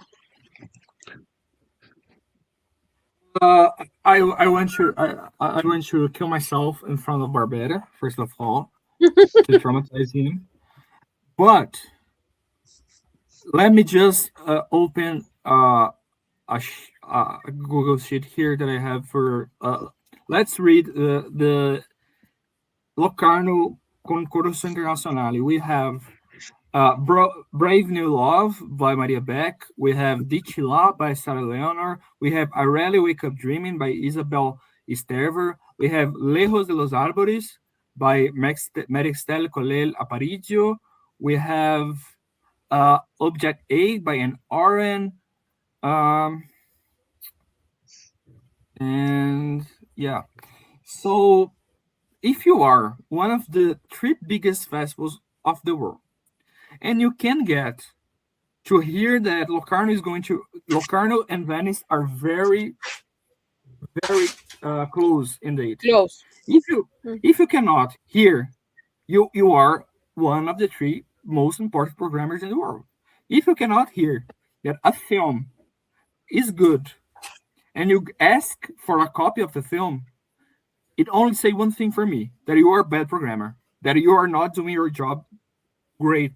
If you say to an interview that what are the great female films in the trades, that is not the right job to do. What programmers do is take your phone and call filmmakers. Are your film ready? Can you send me a copy? Can you make sure your film is ready by the date of the festival? This is what good programmers do. Let me just give a quick example. I think it was 2020, the Locarno programmer gave a call to a Portuguese filmmaker called Pedro Costa. He's very unknown, he's just starting. He called Pedro Costa and said, "Are your film ready?" It was not ready, but he sent a copy. And yes, your film is very good. Can you make sure your film is done by the time of Locarno? And the film was ready. What was that film? Vitalina Varela, It won Locarno that year, and it was the Portuguese submission for the Oscars. So if you cannot take a phone and give a call to filmmakers, you have a lot of great female directors out there, and you cannot pick up a fucking phone and ask them if your film are ready, can you make it ready for Venice? You are not a good programmer. If you read, I have a book here. Where is? I will not take it out because it's in the pile, which is Judoka by Thierry Fromeau. Fromeau is far from being the perfect programmer, but he mentions it is a film about judo. It is a book about judo, but he mentions that he traveled to multiple countries to ask filmmakers, can you make sure your film is ready? Like, just give a quick example. He did that to Once Upon a Time in Hollywood. The film was not ready for Cannes in 2019, but from a travel to LA, he went to the studio that Quentin was editing the film with the editor, and he made sure the film was ready to Cannes. So this is our role as a programmer, is to make sure you know enough filmmakers that you can pick up things. If you cannot rob a title from Locarno, the problem is not Locarno. The problem is not female filmmakers. The problem is you that is not a good programmer. You have to do your job. I think what Barbera is saying is that is a superficial buzz war. He only cares about Oscars. He only cares about prestige, and he only cares about trades. So yeah, I agree That with is what Pedro. Julia, I want to ask. Yes, I wanted to ask that. Do you think big big authors are decided they don't want to be longer in Venice because if they go to Venice, they know. I mean, Venice happens, and only you have the 3 days when the entire attention is there, because then starts Telluride, and then during Toronto, Venice, yeah. and then Toronto. So Americans outlets moves there. They go to they left Venice.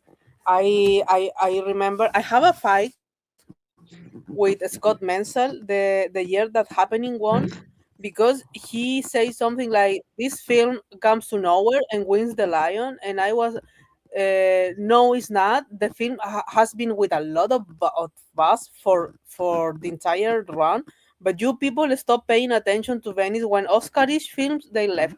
Do you think that the fact that Barbera is giving, if you are not a Hollywood or with big star or with big Oscar prospector for a film and go to Venice, no one is talking about you.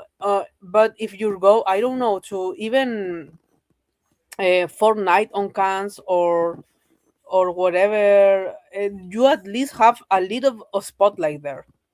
I think, because I do believe that if you're not a Hollywood or with big Oscar prospector for in Venice, you doesn't have the attention that gives you any category in Cannes.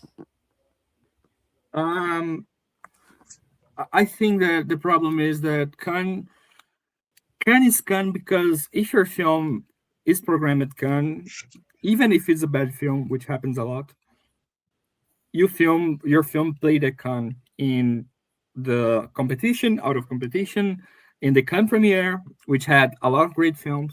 I know that me and Mario love a lot of the Cannes premiere films that play there.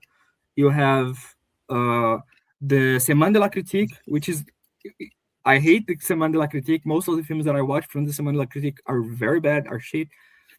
But it's very important because it has an identity that Semaine is the section for the young and the new directors. Fortnite or Quinzaine de Cinéastes are the one for the important ones and also for the ones that are getting there, and you have the competition. You will never get that in Venice unless you are in competition or in even Giornati. I like what Giornati do. Giornati is more similar to Semaine. Giornati is a mix of Kinzan with Seman. It's like the new directors with the old ones. I don't know if you guys know that, but in 2022, Barbera rejected The Beast. And Promo rejected The Beast. So what Bertrand Bonello said, okay, I'm going to Venice anyway. And he offered the film to the Giornata degli Autori, and the film was supposed to open the Giornata degli Autori. The Beast was supposed to open it. But the day before the announcement, Barbera robbed the film. So he called Bonello and said, can you compete? And Bonello did. So the thing is that everyone, now Telluride changed the date. Telluride is not in the beginning of Venice anymore. Telluride was 31st to 2nd, I think, to September 3, I think. Now it's September 4 to September 7. So it's like the ending of the first week of Venice. So yeah, I think that if you want the Oscars, skip Venice. Unless your film is going to win the Golden Lion, skip Venice, go to Telluride, go to... Yes, that is the thing. Why? Yes, no. So that is the thing for me. I mean, I guess you are right, but last year they massacred Jay Kelly. Flop Kelly becomes there, and they didn't have. I mean, I think that if Jay Kelly would have be premiere in Telluride, probably would have been a better run. Because it would have been better headlines. But the headlines of Venice were brutal. They killed that film, despite they tried to revive it later. But Hamnet. I mean, we're talking about Hamnet. Hamnet got, oh my god, the reviews, the Hamnet on Telluride. But if that film would have go to Venice, probably it wouldn't have been that kind. I don't know. I don't know.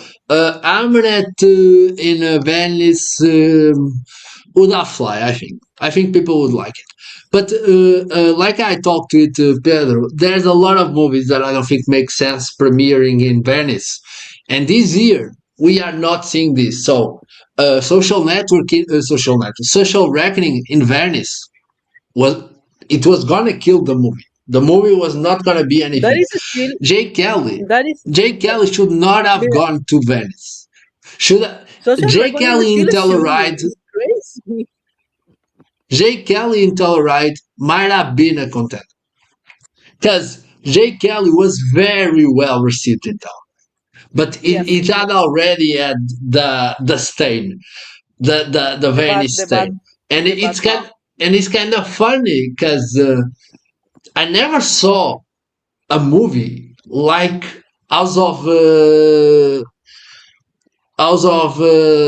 Dynamite that went so well in Venice, and then guys, I have to just go bombed. a little bit. I come back later.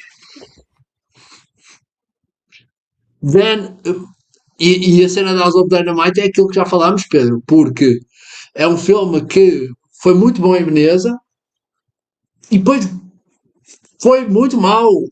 Acho que já falaste várias vezes disto, que publicamente o gajo do New York Film Festival estava a falar mal do filme no Twitter e coisas assim. Na verdade, foi algo que eu acho bem pior, se fosse o Twitter tá ótimo. Que o filme foi bem em Venice. Eu não sei se vocês lembram, mas a House of Dynamite teve buzz para Leão. Muita gente tava falando que o filme... Forte. Leão, eu acho que previa a Bigelow em direção a uma assim. Eu acho que fortíssimo. Se não ganhar o Leão, a Bigelow não vai sair de uma vazia. Saiu. E aí o filme fez a estreia norte-americana em Nova York. E aí que aconteceu a merda. Por quê? Porque quando teve as sessões de imprensa, o pessoal teve muito papo de gente saindo da sessão. E tipo, eu não consigo terminar de ver porque é muito ruim. E aí depois saiu uma peça, eu acho que quando tem a estreia pública, que é o Justin Chang, o Pulitzer winner Justin Chang, da The New Yorker. Ele massacra o filme. E o Justin Chang é um chair do New York Film Festival.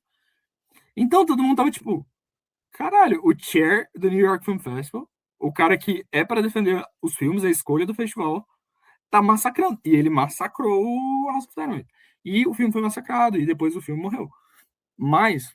E é muito engraçado, porque geralmente, o ano passado foi engraçado, porque nós tivemos duas.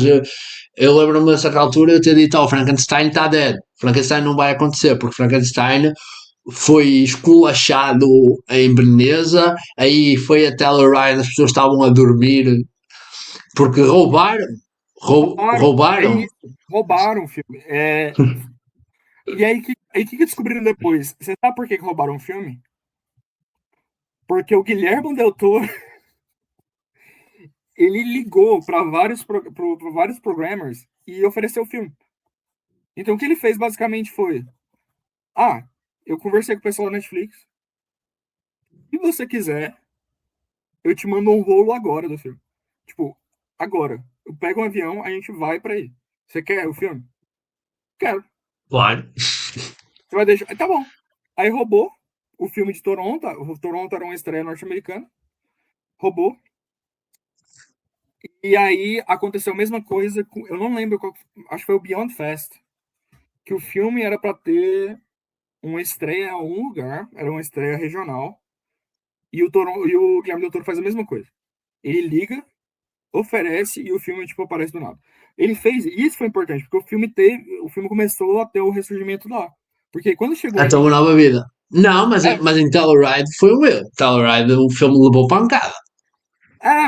Mas o que aconteceu foi que foi muito mais leve as pancadas, os murros, do que Em Veneza, sem dúvida. em Veneza. E aí o que aconteceu foi que quando chegou em Toronto, o filme já estava tipo muito mais amaciado, sabe? Já estava muito mais. Eu tô até conferindo aqui, porque aí que você chega, o filme fica em segundo lugar no People's Choice Award. Hoje, na altura foi muito aleatório. Que eu não senti esse hype. Eu não senti esse hype. Porque foi Lembro-me que. Hamlet, Frankenstein e Wake Up Dead Man. Todo mundo achava que ia ser. Já sabia que o Hamlet provavelmente ia ganhar. Não sabia se ia ganhar esse ou normal. O pessoal tava, ou normal, ou internacional. Muita gente achava que ia ganhar o internacional. Por causa da. Mas ainda não percebi se internacional pode ganhar o normal. Ninguém. Não, eu acho que nem Toronto percebeu isso ainda. Percebeu? Porque eu estou a ver pessoas a prever lá a bola negra. A gente não sabe. Essa que é a realidade. Mas metem lá a bola negra a ganhar o normal, mas depois não entra no internacional. Não sei. Se calhar só pode ganhar um dos dois. Só pode entrar num dos dois. Pra mim seria mais Eu acho que isso. não faz sentido nenhum. Eu acho que não faz sentido nenhum isso do internacional. É uma grandíssima de uma bobeira também, eu acho. Mas... O que tu lembras-te há uns anos, o Critics' Choice anunciou que ia fazer uma premiação internacional e não sei o Nunca quê. rolou. É. Morreu. Morreu. O Dali tava no meio disso, eu acho também. O Astra. Houve um ano que o Astra fez atores internacionais e era tipo o Gael Garcia Bernal naquele filme Cassandra. Cassandra. E era tipo, velho, isso tira ao propósito. Estás a falar de um filme da Amazon, man. Tipo, tira ao propósito. E documentário, que era tipo os 5 documentários que eles viram. Mano, o Astra World é a top pior coisas que existe no mundo. Mas vamos continuar a falar de Veneza. Famosamente, eu não posso falar publicamente do Critics' Choice Documentary Awards aí, por coisas que eu fiz no passado. Que foi basicamente Falar a verdade. Falar a verdade. Eu chapisquei o Critics' Choice. Foi aquele ano que o Critics' Choice Documentary Awards era só tipo Biopics, é. filme de biopic de cantor famoso, de ator famoso, de escritor famoso, E aí eu só mudei um negócio de se de pai você famoso. se você tem um prêmio de documentário e você não indica o documentário do ano porque ele tem legenda, Você é um Idiota, que foi o Lord não foi indicado. E aí, alguém do escalão, não vou falar a posição da pessoa, me veio bater boca comigo e depois veio falar que parabéns, você está certo. Você está certo. Lucas, vamos guardar esta afirmação para quando tiver aqui a Júlia. Mas a Júlia não sabe o que é Aventuras de Poliana. Lucas, vê se Chiquititas passou no Chile aí. Porque Chiquititas passou na Argentina, passou no Brasil. Se passar no Chile, a gente usa esse. Chiquititos? Continuando aqui. Chiquititas, Chiquititas fizeram uma versão portuguesa. Sim, foi muito famoso. Vários. Floribela, vocês viram Floribela? Floribela, eu acho que teve. Floribela também teve uma versão tuga. Sabe o que a gente estava falando naquele dia? Lucas, o André não conhecia a história de que a J.K. Rowling copiou o Castelo Rá-Tim-Bum. E faz sentido, porque a gente tá falando isso num grupo. E eu fui pesquisar, tipo, ela morou no Porto em, acho que 94, né? Ela morou no Porto em 94. Em 94 foi quando estreou. Aí eu falei, pô, deve ter passado. Aí eu fui pesquisar, e passou na RTP2. E aí fez tanto sucesso em Portugal, que eles compraram os direitos e meio que fizeram uma versão. Então faz todo sentido, porque foi um sucesso em Portugal. Em 94. Eu não conheço. Porque eu acho que é um pouquinho antes de... Samir Khan, eu fui pesquisar quem é. Ele fez aquele filme Goldman Case, que o meu pai adorou. Com o Harari, ele faz filme de pai. Cedric Khan, com 1518, A Place to Heal, que é um filme sobre um sanitório, um manicômio, sei lá, que foi rejeitado de Cannes também. Então, outra pro Cannes Rejections aqui. Vamos fazer um filme que eu odeio, mas aí é como ator, que é um que já teve tipo 37 remakes também, que fizeram com o Leandro Assum. Fizeram com o Leandro Assum também, acho eu. É o Leandro Assum e a Juliana Paz, acho eu. Não, não é o Leandro Assum. Juliana Paz, romance, comédia. Qual é o Up for Love? Amor Sem Medida. É o Leandro Assum, ou não? Ele fez Up for Love, After Love. Tem muito love na vida dele, né? É o Leandro Assum. Amor Sem Medida, que é um remake do Homem à Altura, com o Jean Dujardin e a Virginia Efira. Como é que é? O Up for Love, né? Não, um Homem à Altura. É um Homem à Altura. É esse filme, né? E é um remake do Coração de Leão com o Guilherme Franquella. Tudo começou com Franquella, que é isso? O Franquella é o... Fala um ator fascista aí, Tuga. Maria Vieira. É esse cara aí da Argentina. Mas não sabia. Ele é facho.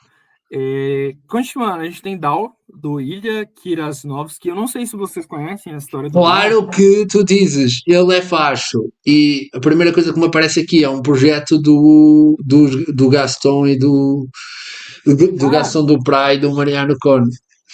É o Adi Argento, eu acho o nome do filme, que é um filme de facho. Homo Argento. Homo Argento, que o Milley adorou. O Milley elogiou o filme publicamente. Então... E aí, tipo... É engraçado porque, às vezes, ultimamente, quando eu encontro pessoas argentinas, etc., eu tento conversar um pouquinho em espanhol com elas, né, para poder treinar o meu. E aí aí eles perguntam, o que você faz? Aí eu falo, eu sou periodista. Periodista é o... Eu sou crítico, né? Escrevo. E aí eles perguntam, eu falo, sou periodista de cine. Aí eles perguntam, você conhece cinema argentino? Eu falo, conheço, é o cinema mais famoso da América do Sul e tal. Aí eles... você conhece o Guilherme Francella? Aí eu, conheço. Aí eu falo, eu não vi muita coisa do Francella, mas eu conheço o Francella. O Francella é muito importante, é o Antônio Fagundes dele, só que faz. Continuando aqui. Dal, do Ilya Karjanovsky, que é um filme que, não sei se vocês conhecem a história do Dal, que é aquele filme, Dal is that series of films that it was like Cinedoc New York. Ilya built a huge set with 10,000 people, and he made a lot of films, TV series, but he was accused of abuse. So it was like, it was not a thing anymore, and it's back because why it's back? Because Barbera cannot find a good film by a woman, but he can find 2 films by abusers, which are Ilya and Casey Affleck. So this is the Venice Abuser Film Festival. Welcome back, Julia. We have a gift for you. What gift? Lucas is saying: me adoece essa performance de nível chiquititas da Jessie Buckley ter levado Oscar em cima da Rose Byrne.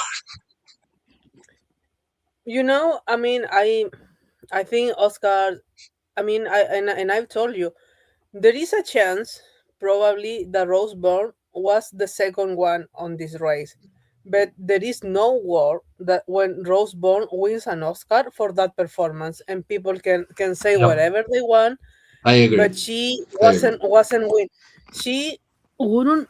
There is a. I mean, I always did a job, a mind job, and Rose Byrne wouldn't have win over anyone of the anyone. Not maybe. Let me entertain something. Chastain was a weak winner, and she was like a SAG push thing at the last minute. Maybe if Rose Byrne was being as lauded as Kristen Stewart was at the time, and Byrne actually would manage the nominations that Kristen Stewart didn't manage, maybe Byrne could have won. She would already have Golden Globe. She would have a Critics' Choice if the Critics' Choice had not moved after the SAG, because Critics' Choice awarded Jessica Chastain because it was after the SAG. Yes. It was before they would have. So I think this is the only year that Rose Byrne could have possibly won. Maybe, but there is a few years that probably she wouldn't have been nominated. In 2023, I mean, the year, the second Oscar of Emma Stone, Rose Byrne wouldn't have been on the game. She benefit from. No, she wouldn't. She wouldn't have been nominated for anyone in that. She could have dropped Carey Mulligan. No, Carey Mulligan was in a Best Picture and was a nominee and was a previous nominee. And also Mulligan. No, she would probably drop Banning. No, Banning. Banning was so. I mean, I was on denial that year, but Banning was so in the entire year. she would drop Sandra Bullock. No, that year I'm pretty sure Byrne wouldn't have been nominated because all of them had a strong film. But you know, the thing is, to me, there is. Naiad was not. I mean, Naiad was kind of strong. It got WGA. It won visual effects over Gladiator. Yeah, DGA is they were nominated for DGA, right? No, I don't think so. The thing is, and it's sad, and to me it's sad because I would have bought. I mean, I think if I had let Kick Juice deserve more than just a Ben Affleck nomination. It was an incredible movie, but I sadly, for the way it is, it has a very low public now. Few people didn't stop watching, especially older men, and we are in a world when unlikable character in women doesn't win awards in industry awards, So let's talk about is Rhea Seahorn gonna win for Pluribs? I finally watched Pluribs. I think she's amazing in it, but the character is an handful. The character, I was talking yesterday with Ronaldo, and it was like, oh, the character is a pain in the ass. É uma chata. É uma chata. And I think this could be a problem for Ray. I think she has a lot of material. I think the show is crazy strong. I have not watched the show because I would not predict someone like Carlos Manuel Vesga to get in for season 1. That's a strength signal. And even Carolina Hydra has less material than I thought she would have. So I think they really like the show, but she's playing a really hard character. And Kerry Russell, there's a lot of people that say that she's unlikable too. I read Facebook comments one day about how the diplomat character is too mean to her husband. By the her husband is a fucking that is people who has never been in a relationship. First of all, to me, virgin people probably say that. But yes. Rufus Sewell is the worst. That character is one of the worst people to ever live. Like that man is awful. He's like is a bit less awful than Chris Knott in The Good Wife, but he's getting there. He's now doing war, so he's a war criminal. Yes, but people are like, why doesn't she dress well? Why doesn't she use makeup? And like, I mean, Rhea Seehorn has a huge chance. Is the favorite. If you wanna put money on Rhea Seehorn. But I wouldn't rule it out. It doesn't. It wouldn't pay. She yeah. I really liked Pluribus, but I don't think the show is that satisfying as a season of television, because there's a lot of back and forth. Seems that they are doing the same, and at the end I was like, okay, this story didn't progress as well it could. It suffers a lot of streaming problem. It's a streaming show, and they can do whatever they want. They can film someone cleaning the garbage for 20 minutes and stuff. And it's a bit formulaic. Let's talk about Pedro's best friend. My guy, my good friend, Hirokazu Kurida, for Look Back. Você tá vendo esse vídeo e você ainda não viu minha entrevista, vai ver minha entrevista com o Corrida, foi legal. Ele é muito fofo. He's a very cute guy. He was listening to me with his eyes closed. Like when the translator was saying like what I asked, he was like, he was like with his eyes closed. I thought it was so cute. So yeah, he's a great guy, and he's back with Look Back. I hope it's a better film than Ship in a Box, which is a very boring film. And Look Back is a adaptation of that very popular manga called Look Back, and it had an anime in 2024 from Amazon, which is very good. And now we have the live action version. His second film, his second competition, he did Cannes and Venice in the same year, which is kind of crazy, and yeah, it's very cool.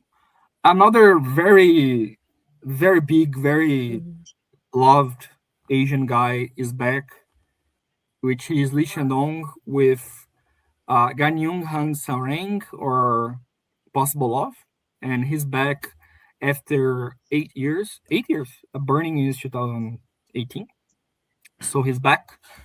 Burning, if you don't know, Burning is the film with the highest Cannes grid score that didn't win an award. It has a 3.8 Cannes grid in that year, which is insane. It is probably one of the highest Cannes grid ever. So he has this new film, Possible Love. Many are saying that is a remake of one of the decalogues, which Farhadi did the same thing with Parallel Tales. We have... Wait a minute. Corta para a Zendaya levando de novo. Do you think this is a real concern, Julie? I am not concerned about that. Yes, Zendaya won in a year when she was low nomination, but she was the talk of the day. I don't think. I mean, the thing is, the first season of Euphoria didn't have the trash critics that did have this second season. Who was trashed? I mean, I think Zendaya, yes, she was always being nominated. We never dropped her. If there is a dark horse, I will put an eye on Carrie Coon. Likely thing for you to do. You know, the thing with Carrie Coon, it felt that she was close to win last year. I mean, she has a I never bought that. I never bought that. I never predicted. I had Parker Posey, and then I switched to Lanasa. No, I didn't have Parker Posey winning. The thing is, Carrie Coon has the kind of character, the bad character, who has always like a redemption.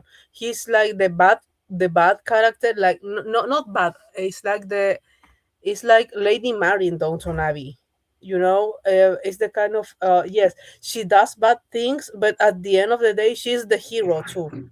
So it's the kind of a woman has to do what has to do kind of character, and the show was stronger than any one of we thought, and the show was very popular last year, very popular. Sure. Because I have told you before, I love that kind of show, so I watched the entire show, but the first two seasons it felt that the show maybe will be cancelled, and the second season like ended like that. Yeah, this could be an end. And the last episode of season 3 was yes, this smelled like an ending.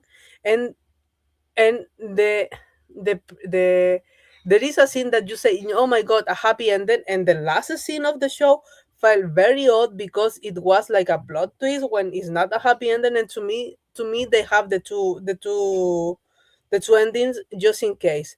Who is the character of Carrie Coon splitting with the Morgan Spector character. They are the couple of the show. So and that is for giving like the season like something to do in this season. And like I say, Coon has the last season of her is crying a lot. Her last season is crying a lot because her husband left her, and it's very hard by watching her. So if there is a dark horse, I will put my eyes on Carrie Coon. Carrie Coon, and she's very just to say, more popular than ever right now. Oh, she is very popular. I agree, and I only watched the pilot for The Gilded Age. And there's a scene of Carrie Coon that I went like, I want to follow this woman forever. I will do whatever Berta wants me to do. I never managed to watch it because it's very long. It's very long. 1 hour episodes doesn't seem very engaging. Every story is interesting. That is the thing. Not every story is interesting. I remember So people talked a lot how it was very low stakes. It was like a fluffy show, and now it's getting stakes from what I get. But yeah, I never managed to watch more. But Carrie Coon in the first, I don't know if you remember, Julia, but she has a moment in her eyes that you are like, oh my god, this is the character. This is big, and I love Carrie Coon. But Lucas aqui está a falar de uma cena que eu acho engraçado, que é atriz grita, actress yells. Wow, what a performance! And sometimes people do this. I know he's talking about this because of Anne Hathaway, but I think Anne Hathaway is fucking great in the Odyssey. It's not just the yelling. There's more in it. And I like the strength, the way she. I compare her performance with Angela Bassett in Wakanda Forever, a performance that I love. That is just not the yelling, it's the suffering, it's the way. You can yell and not be good at yelling. And sometimes I think I remember people were every time Jennifer Aniston slapped her hand in the table and was yelling. People were like, "Oh, this is Emmy for Jennifer Aniston." I don't think that's a good performance in the morning show. That's just yelling. That and there can be. Not every good performance needs to be subtle, but not every good performer needs to be yelling. So yeah, that's my take. Someone like Jesse Buckley, I don't love. I don't love her Hamlet performance. I think he's a bit. Ooh, I think he's a bit. I Over. get the critical. I mean, I'm not a Blindstein at all. The thing is, with Buckley, I do love the performance. I think is her, but it's also the performance who's not just yelling. That Buckley, I mean, saying that she won just because yell, to me is wrong. Jelly does a very good performance in my eyes. I mean, she acting with the body, the way she moves her body when she's giving birth and everything, and she is not. It's like, I mean, I don't like I wasn't fan of the film at all, or that big fan of the performance. But saying that Jessica Chastain was doing just makeup on Tammy Chastain, Tammy Faye is wrong. I think she gave a compelling performance, But people always say no. She wants me because she screamed. She wants because I do think that Buckley was benefit for the fact that she was in a film that was strong, But No, no, but people love that performance. yes, I always knew I had Buckley winning since March because that was that was something in the paper that if it worked, it worked, and for most people it worked. So yeah, I think Buckley winning was never not gonna and happen, and and probably I remember the twins. They didn't have Amnet as a contender. They were very Twins iffy in never had Buckley. films directed by woman as a contender. Never, barely has one. This year they didn't start with not even on the radar. And I've been saying this. I mean, not even in the performances. They put they put Michelle Williams at what points, but it's like when they have, and Matt Negley also have Michelle Williams winning, and how as a person who had Michelle Williams winning too, I always say is with the movie, because I have a place in hell in Best Picture. People, these people is crazy if this they are saying a lone nomination is going to win.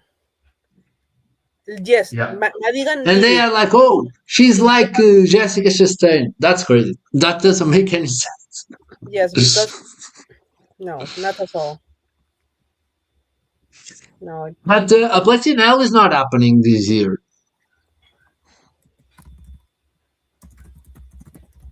I got right? I got a bad news on my birthday. Someone sent to me. My future stepdaughter, born today, Aubrey Plaza and Christopher Nolan. So I'm watching. On the day of your birthday, whoa, this is a big gift for you. Yes, a friend just tweeted me. I didn't watch during your birthday, but the baby born today. You're going to share. I was not understanding my future stepdaughter, and I'm like, what the fuck? So, this is like a bad news I got now. Congratulations to the baby and to the parents of the baby. Não sei quem é mais superestimada, Anne Hathaway, Jessie Buckley ou Jessica Chastain. I like them. I love them. So yeah. Of the three is Jessica Chastain. Oh, Jessica Chastain for me is the better one. I love her. Have you seen the I think probably Michelle Yeoh is the only one who can beat Jessie Buckley. Michelle Yeoh could have beat Jessie Buckley. That's an interesting take. And I kinda agree. I'm of the belief that Everything Everywhere would have beaten Oppenheimer.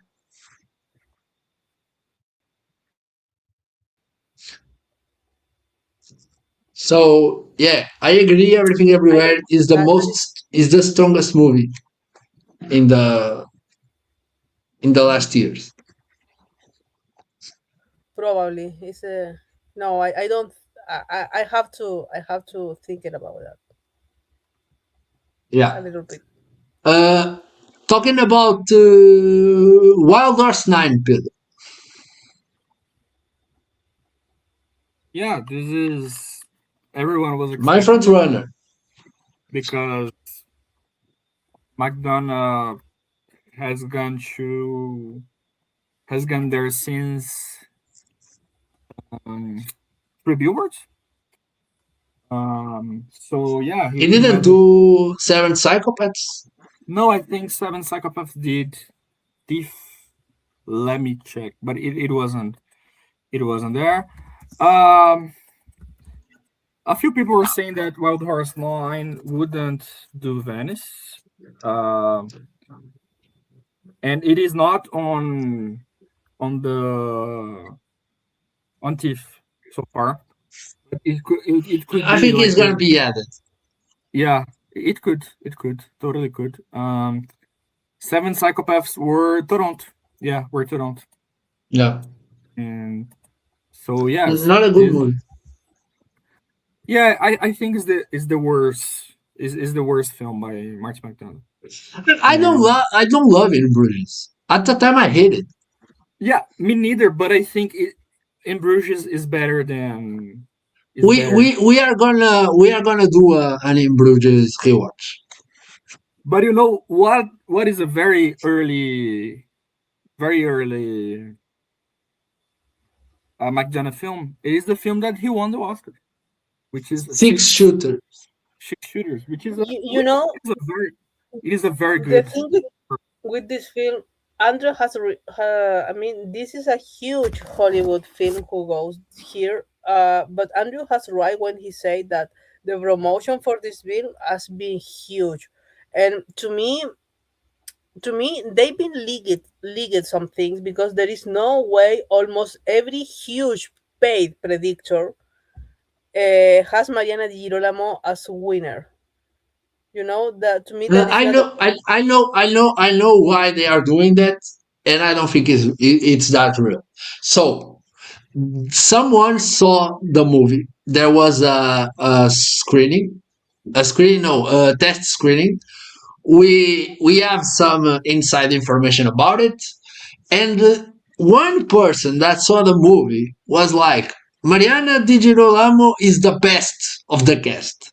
That wasn't a person, one person opinion, and everyone started predicted because there's one person that said this.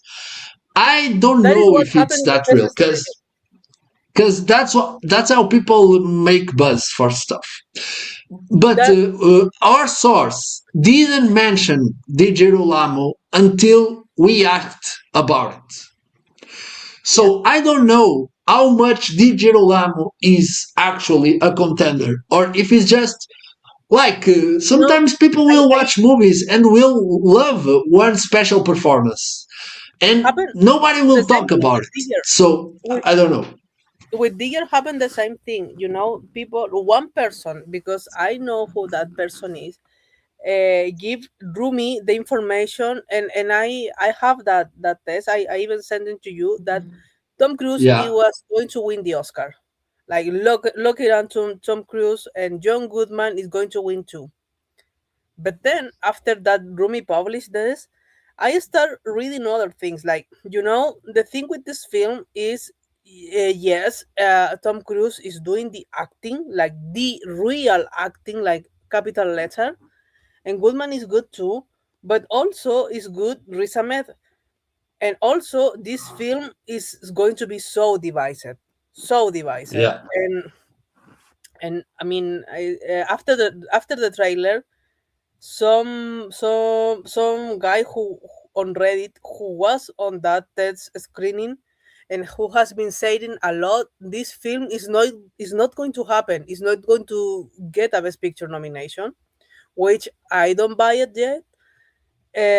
Says and publishes in public the plot twist for the year.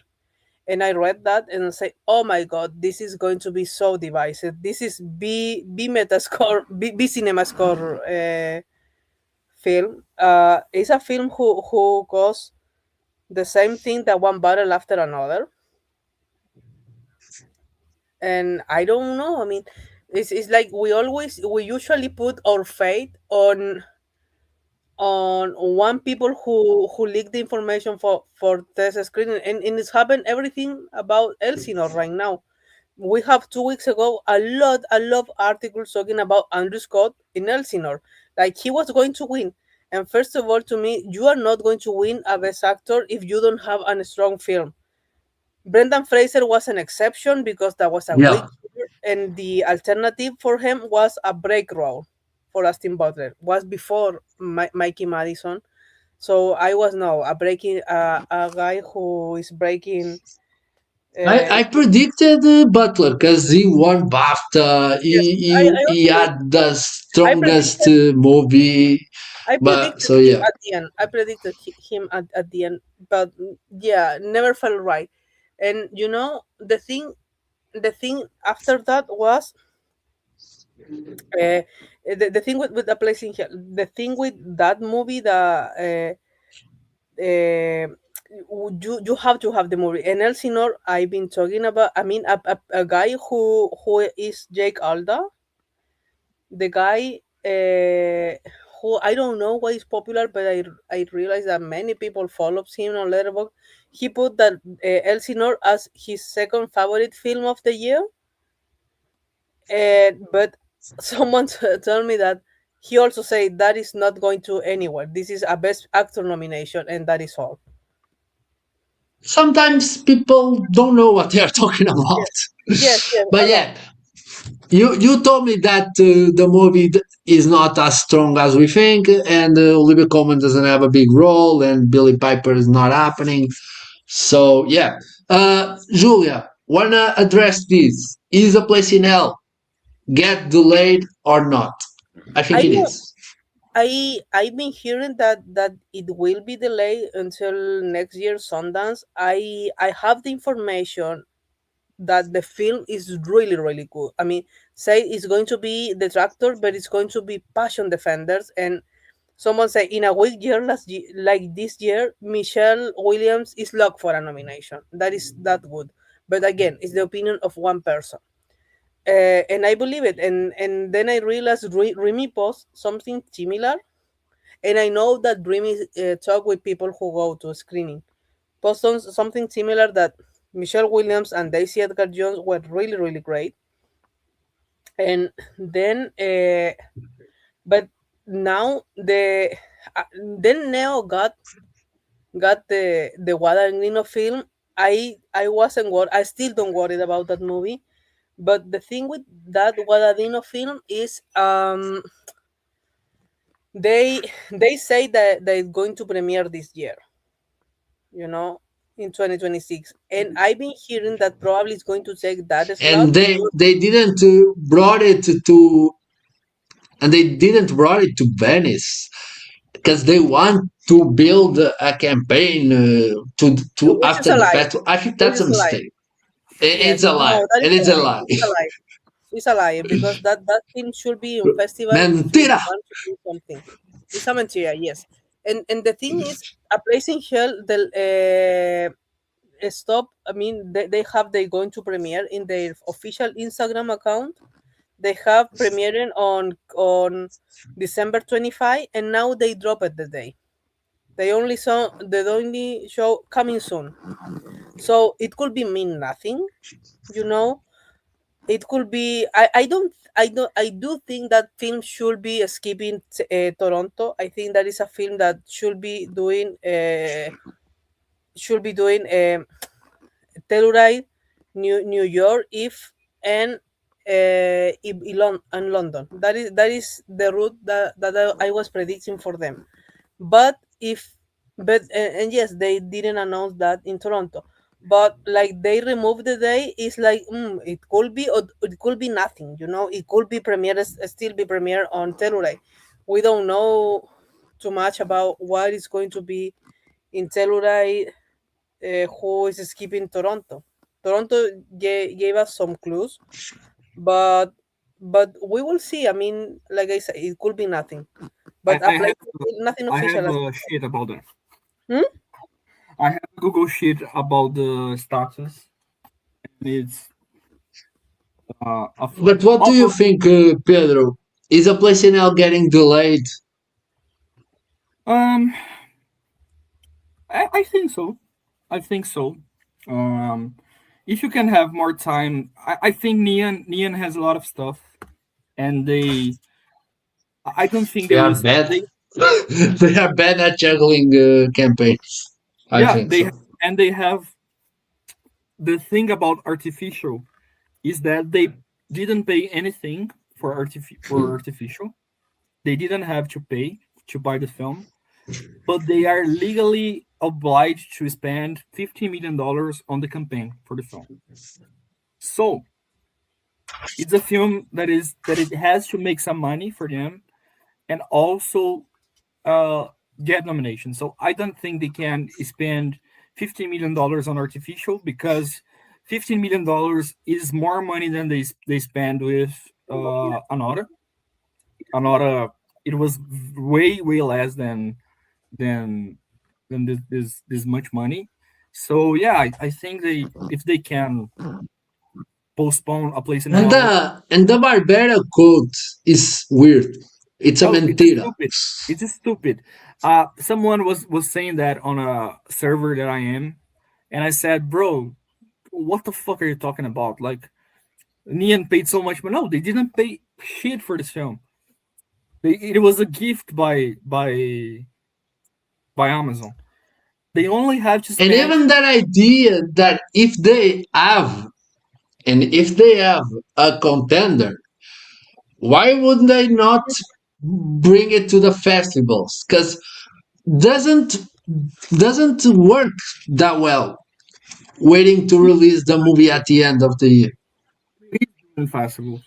We there is the report that is doing at least one festival, and I've heard my source told me that New York Film Festival is having more world premieres this year. They usually have 2, 3, 4 world premieres lately with Dennis Lean, and I heard they have more exciting world premieres, and I think Artificial could be one.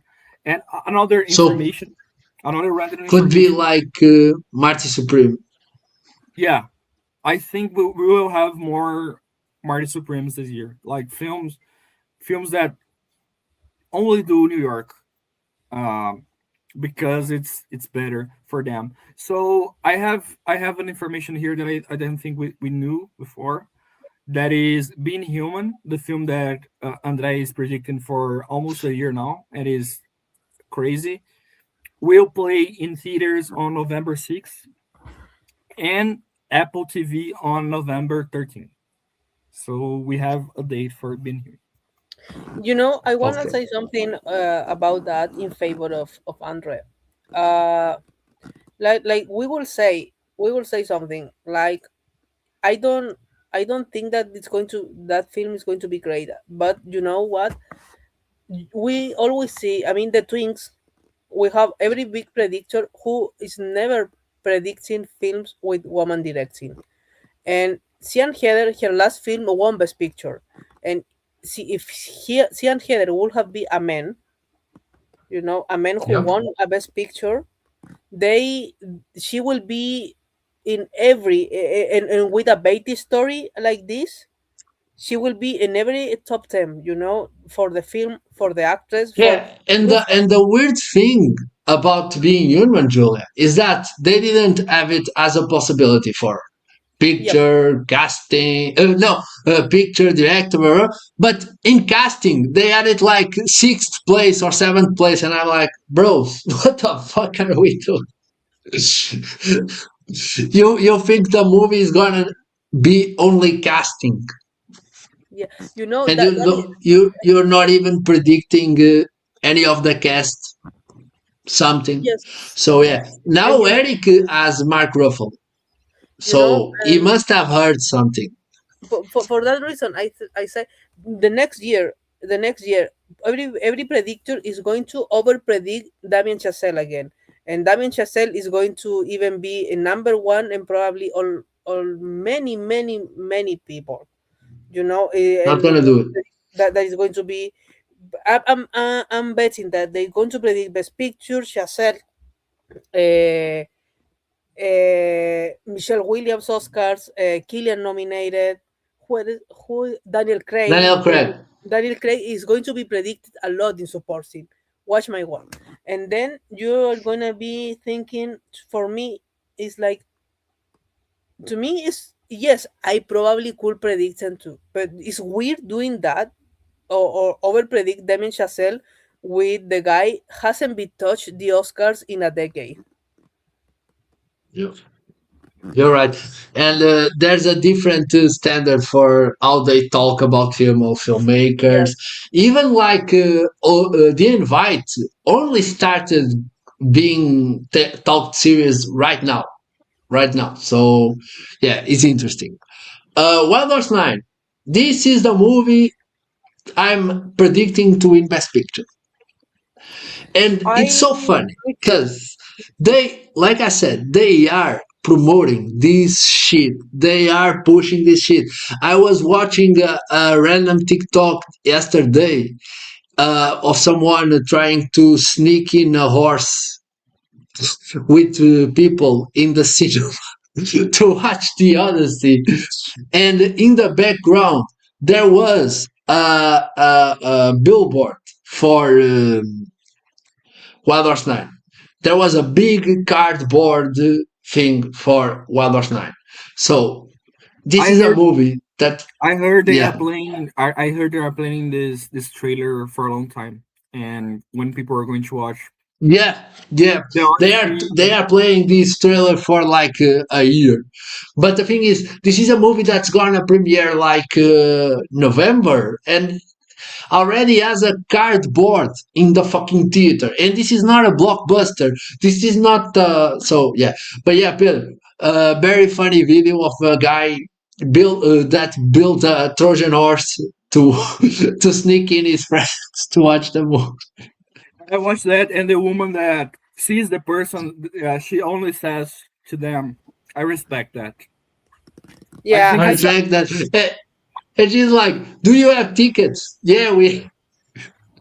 the reason why I'm going to drop Being Human is because the opening Toronto film doesn't have a good track. no, it's But hard. Yeah, yeah, but It was the last opening. Didn't happen. that happened. I think never. I think It's like I don't agree. I don't agree with this thing. Like, oh, it never happened. It's never not is not no, never no, gonna happen. Because we no, it's have not been never. there. The, There's world premieres at Toronto that do very well. The thing yeah, is, the movie needs to but place the or win. the last gala who was world premiere. I mean, we seen this. This is the last gala who was a world premiere on Toronto. Who got an acting nomination was Harriet Cynthia Erivo, and that was a long nomination. Yeah, but forget Gal. World premiere, just world premiere. You have like American fiction. No, world premiere. You have plenty of them. Let me open my other. So yeah, I'm not as bullish in being human as I was before. I don't have Ruffalo, I don't have Shani there as director, but I still think the movie is being overlooked. And Apple is very good in campaigning. The movie can get a good notice in Toronto. There's another Toronto film that I want to talk about because I really like the Misty Green trailer. And Julia was very quick saying, not happening. No, I don't think it's happening, but because it's an October release. They're going to drop this. It's going to play 6 theaters. That is the thing. I don't have faith in how A24. I mean, A24 2 years ago dropped a massive predicted film during the entire year, who was Sing Sing, and they drop it in the moment they bought the Brutalists, and they usually drop very easily people with who belongs to Black creators. It's easy for them, but I do believe there is a chance for Best Actors because the film looks amazing if critics push that. But I still believe critics are going to get behind Indy Navarrete. I wanna see the reactions in TIFF. I wanna see if the film places can be something, and this can be an American fiction. Nobody was predicting American fiction. Oh, I was just doing just Clayton Davis randomly. Research here before American fiction. The Toronto world premieres that went to Best Picture. It was The Fabelmans, All Quiet on the Western Front. Pedro, don't do like that way. Let us try to guess the movie. Okay, before that, it was a film that premiered in 2019, but it was released on 2020 by Son of Metal. Okay. Before that, that was a pandemic thing. I mean, there is a lot of pandemic thing, but I love that film. I wish we have a Son of Metal every year, please. Yeah, and it's very funny because it's a film by the Marders and Derek Cianfranci, and everyone at the time had forgot about Derek Cianfranci because he was in a hiatus. He released the Pine film, what is the name of the film? The Pines, the Ryan Gosling on a The Place Beyond the Pines. Yeah, he released that, and he was like on a big hiatus. And then suddenly I'm going to write this little indie film, and it went to be Son of Metal. Riz Ahmed doing very, very good. My friend Riz Ahmed. And that's a fun thing because when the movie premiered at TIFF, nobody was talking about it. So yeah, it was one of the world premieres that it's good, but no one remembers. And then Amazon buys, and it became a big thing. Before that, it was a film that won the People's Choice Award. Green Book? No, Jojo Rabbit. Jojo Rabbit. And also Green Book, so congratulations on that. Before that, it was a film that got an acting nomination that was really crazy. It was a fraud category for acting. And this person won Precursor because of racism. Is Lion. Yeah, Lion won. Lion won People's Choice Award, right? No. It didn't. No, it was Room. No, I don't remember. I'm mixing Room here. did win, but the year before, Patel won Yeah. BAFTA as best supporting actor over Mahershala Ali, and like yes, como It was second. Lion was second place. It was La La Land the first. La La Land, of course. But the thing about Mahershala is that he didn't win a Golden Globe because that was Pedro's favorite Hollywood guy, Aaron Taylor-Johnson, for Nocturnal Land. you know. The thing was, I always knew that if someone going to happen for that film, it will be Michael Shannon. I always knew. It wasn't Aaron Taylor-Johnson. It was Shannon. Shannon came so close the year before for a film that watched by five people. He was a previous nominee, but at the end I didn't predict him. But I always thought yes, this could happen. He was my Emily Watson that year. Yeah, and Shannon is a weird guy because Shannon got 2 nominations. Is the lone nomination for both times. And for Revolutionary Road, he didn't get any precursor. And for Nocturnal Animals, he only got Critics' Choice. So, and when he's like in a strong movie like Shape of Water, nobody talked about it. Nobody talked about it. Yes, and he could have got a nomination for. He has an Oscar inside of him. Yeah. Oh, there's an Oscar inside of. That's very painful. Is he okay? Imagine you walk with an Oscar inside. Yeah, no, I think he gave me advice. He's going to win someday. I'm pretty sure it's going to be for a villain role. It's cool, like. But one thing that we know is it will never be for a Mike Nichols film. We knew that. He's never going to win for a Michael Nichols. He was never nominated for Mike Nichols. He's not. He's gonna win for a big, flashy, racist cop that redeems himself. He's gonna do the Sam Rockwell.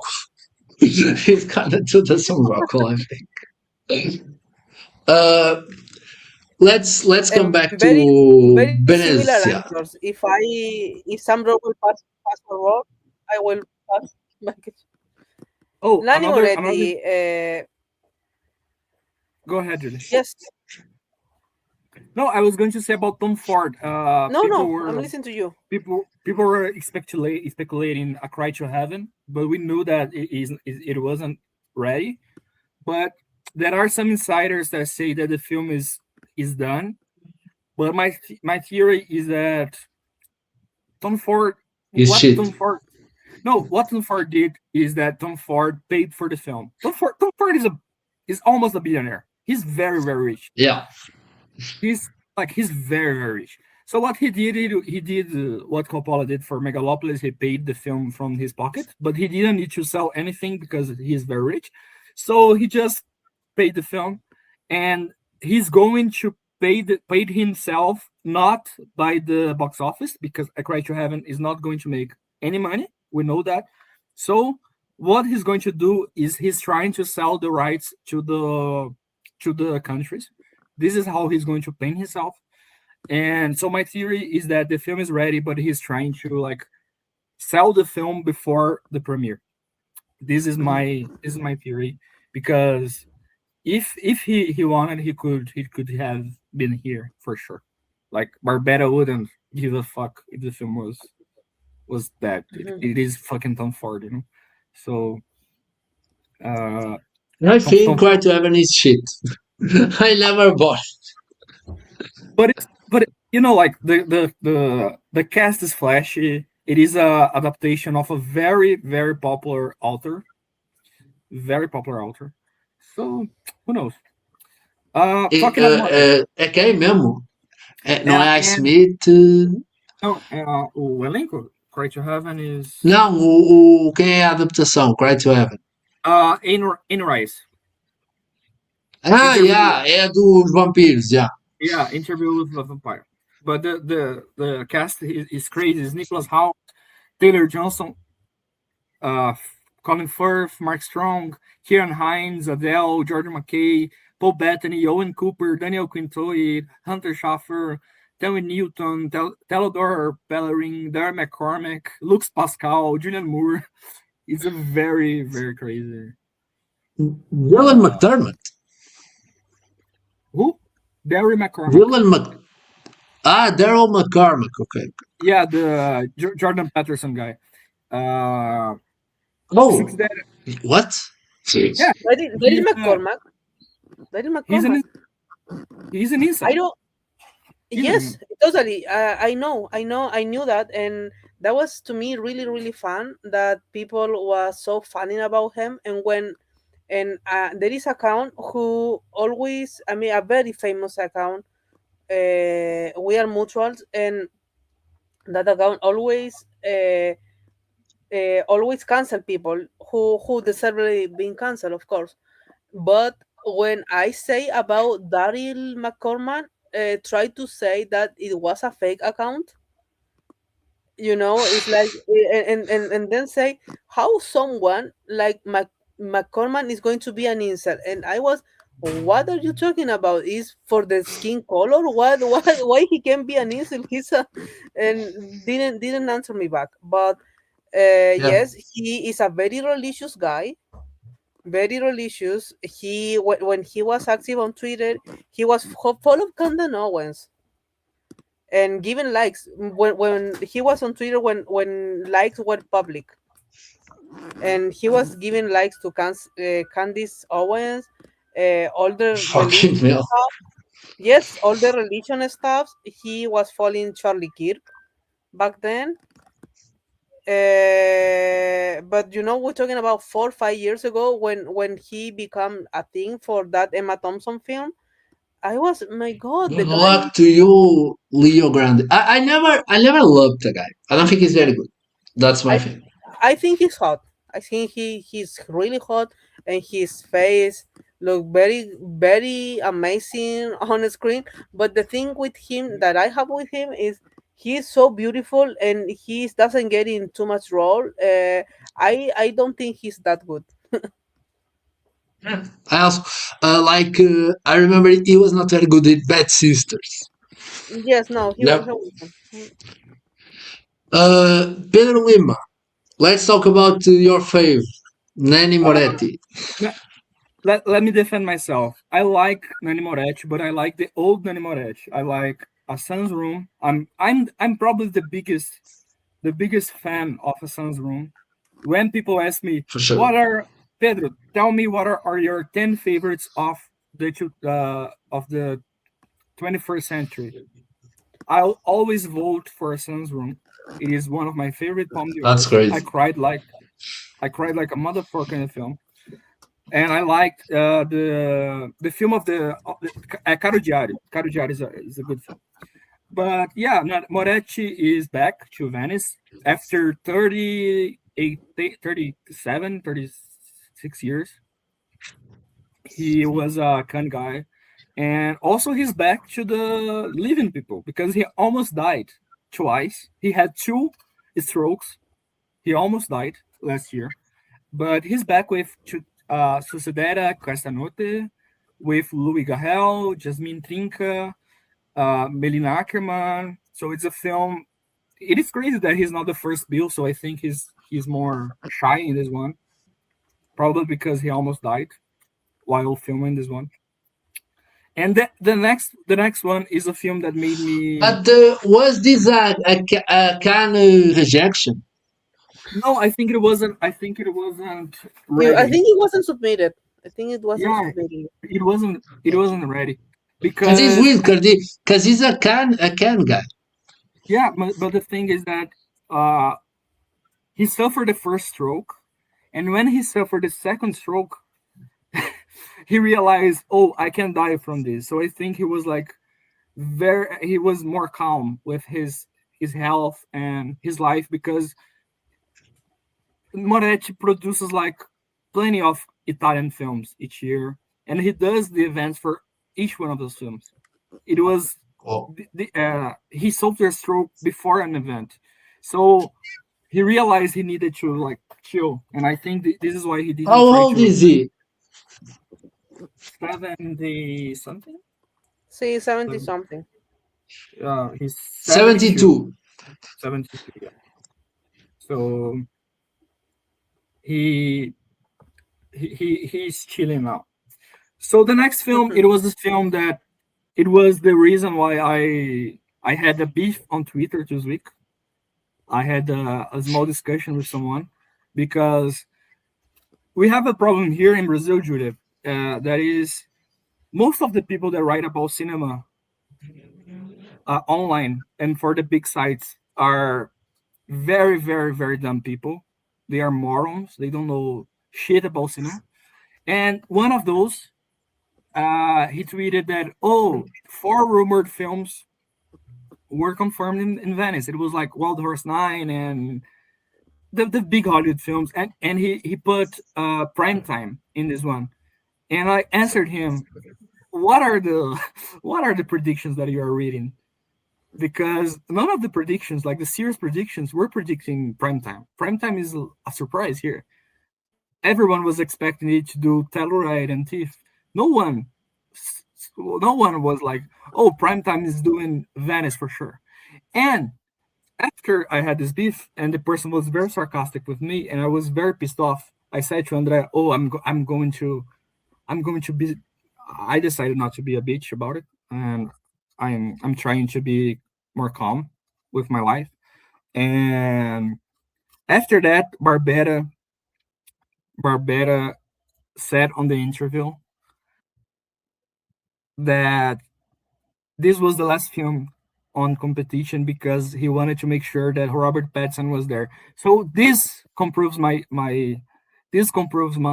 theory that the film was not supposed to be there, and it was only there because he needed the stars on the carpet, and he did that because he said on the Variety interview that he had to make sure that Robert Pattinson was there because Robert Pattinson is about to shoot a film in the same week of Venice. So yeah, it's another of those cases. Primetime is here is a film about the To Catch a Predator guy. So go watch the documentary last year. It is very good, but I like Lance Oppenheim. Lance Oppenheim did Grand Fair, which is one of the best docuseries that I watched recently, and yeah, Lance Oppenheim is a good director. But I don't know about Primetime, and it is about to release in September or October. So, and also it's 9/11. Yeah, exactly. And I don't know if people know that. Who is Lance Oppenheim mentor? People don't know that. People don't talk about it. You know, I have a tea about Who that. is? I think I Daniel shared Aronofsky. is from a very, very, very bad. I mean, a guy who I don't find a very good predictor, but I don't think he's a bad predictor. I think he's such an asshole because when he's right about something, he's an asshole about it, and he's like, "Oh, everyone should know this," and he's an asshole. Yes, I hate the guy. yes, a kind of, and I think that is the thing. He talk about a lot of what he does right, and when he has been really, really bad, he is been bad, really, really.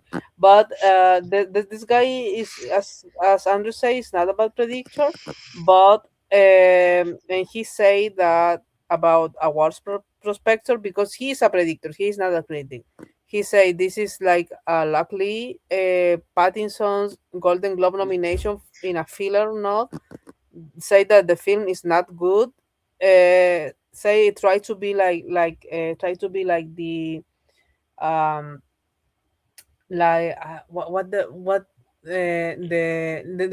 the Safdie try to be the Safdie with a little bit of Nightcrawler, but he talked about how good Skyler Gisondo is in this. Crazy words. Crazy words. And say I like it. I like Gizon. I think he's okay. He's a funny face. He can do whatever. Fuck Skyler Gisondo. He's a fucking Zionist. One of the words out there. No, I think it was I think he. I mean, yes, of course. I don't think that's true. But I don't think that's true. The thing was he gives a like for when October 7 happened, and for likes for October 7 happened, we have to cancel like everybody, because even Rose Byrne shared like something pro Israel and October 8. Who was bring that was Yeah. like I don't love how people use these for the Star Wars. I hate that. like Noah Weil is better Adam Scott is better than Noah Weil because Noah Weil is a Zionist. Blah, blah. People are emptying the important stuff because they are in this pettier stuff. So Yes. I don't love like Indy Navarrete. I don't care. She's awful because she liked a Johnny Depp tweet. If I stop talk with every person that liked the Johnny Depp tweet, I would not have friends because the Johnny Depp thing is so overblown and yeah. We are not even gonna talk about that fucking movie, that Ty West embarrassing Yeah. shit. Going to Yeah, watch no, that shit. I'm not going to watch that shit. Fuck that. Yeah, no, Look you that. know, it was shocking that a guy on Twitter who I follow, we were close for a while. We follow on Instagram, and I realized, I mean, he's always no injustice. The system is injustice against black woman, but I start getting like not so close anymore, because he always drag like woman in general. I mean, a white woman, and I realized yesterday he gave a like to that film. I was the kind of person who was to see who is liking the post of the Johnny Depp film, and that guy who gave like, and not famous people, just the actor of that thing. I realized yesterday, but yeah, you know, the thing with Depp, who I deeply believe he's an abuser. I think he has the I PR, do too. the kind of PR who has Brad Pitt, and they are like, no, they are because they had the headlines that they were innocent, and Depp is not. It wasn't the court, the case he won against Amber Heard in the States. It wasn't a violence use. It was something like he people say that the letters she wrote may damage his career, which it wasn't. But you know that is the love there. But that is Yeah, what and the thing and about people Earth still saying is no, that she was not a perfect victim, yep. and people don't like a perfect victim. Don't like a woman that is not perfect. They cannot put in a box. So yeah, the whole thing is atrocious, and I kind of like how Depp won, but he kind of didn't because people are there's a lot of people that are buying his shtick, but a lot of people are not. And a lot of people were shaming, like a lot of famous writers, respected people, Dennis Lin, I think, were shaming the Collider fucking asshole guy. I just wanted to say that I watched the teaser appeared on my feed. I think it was yesterday, and it is so disgusting because one of the lines of the teaser, how they edited it, was Johnny Depp saying "I'm back," I'm and back. Yeah, and I saw that teaser.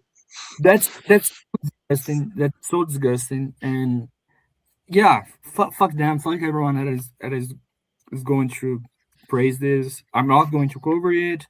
I'm not going to watch it. I don't care if get any nomination shortlist. Fuck all of that. I think there are words, things more important than awards and etc. So we have, speaking of abusers, we have The Echo Chamber by André Palaoro, that it was the last script written by Bernardo Bertolucci. Bertolucci wrote the script. He died in 2018, and Andrea Palaoro filmed it. It has Luca Marianelli, Alicia Vikander, and Susan Sarandon. Oh, yeah, look at you.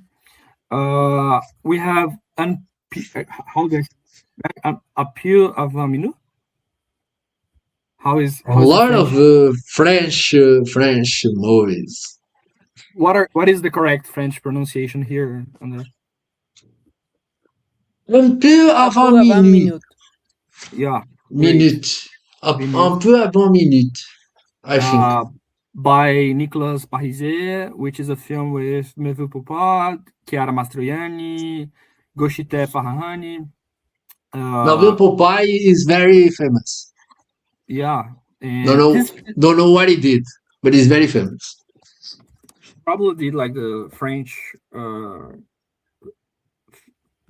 the French. He did that film with just the two of us with Fihar. What is the name of the? Oh yeah. He did Lawrence anyways. Yeah, movie by your fave. Summer of '85. He did One Fine Morning. Jean du Barry. Jean du Barry. He did O Amor e as Florestas. Brother and Sister. He did Golpe de Sorte do Woody Allen. The Plushon. Let's just me say something that I didn't think I said here. I watched the Arnaud de Plushon last film, Two Pianos, and I really liked it. It is very good. It's a very good melodrama. I really liked it. Is a film that we need to. Another film featuring Yasmin Trinca is La Estrania by Paolo Stripoli. Stripoli is a very young Italian. He did something last year, which was The Holy Boy. He did The Holy Boy. It was on Orizzonte. This is his third film and going to competition. It features Valeria Bruni Tedeschi. Another film by someone that really appears on Venice. It competed plenty of times is Shinya Tsukamoto with Mr. Nelson, Did You Kill People? With Rodney Riggs, Jeffrey Rush. Talking about abusers, Jeffrey Rush. Yeah. Allegedly. And it is a film about a soldier on Vietnam, I think. So, that's a cast. That's an interesting cast because you have Jeffrey Rush, you have Tatiana Ali, very random. Yeah, the Jeffrey Hicks, and I think is the last film. The last film is Bunker by Florian Zeller, the guy that. This is male privilege because if a woman had the massive flop that was The Sun, it was not gonna get in competition again so soon. Like the same thing happened for Champagne. He had one of the biggest flops ever in Cannes, and then he went in competition with another movie that was not as well received. And the next time Champagne does a movie, if he sends it to Fermo is gonna put it in competition. It's the male privilege. So yeah, Bunker is a movie with Penelope Cruz going for her third nomination. Javier Bardem, Stephen Graham, Paul Dano. Estava a tentar dar sotaque espanhol. Paul Dano. Não, isto é italiano. Como é que um espanhol diz Paul Dano? Julia, what is the Spanish accent for Paul Dano? Dano. Dano. Dano. Paul Dano. E Patrick Chasnet. No, Dano. Yeah, it doesn't. Like I will say in Spanish without pronunciation is Penelope Cruz, Javier Bardem, Stephen Graham, Paul Dano, Patrick Schwarzenegger. Yes. Random Patrick Schwarzenegger. Wouldn't Penelope have a bit of more of a Penelope? Penelope.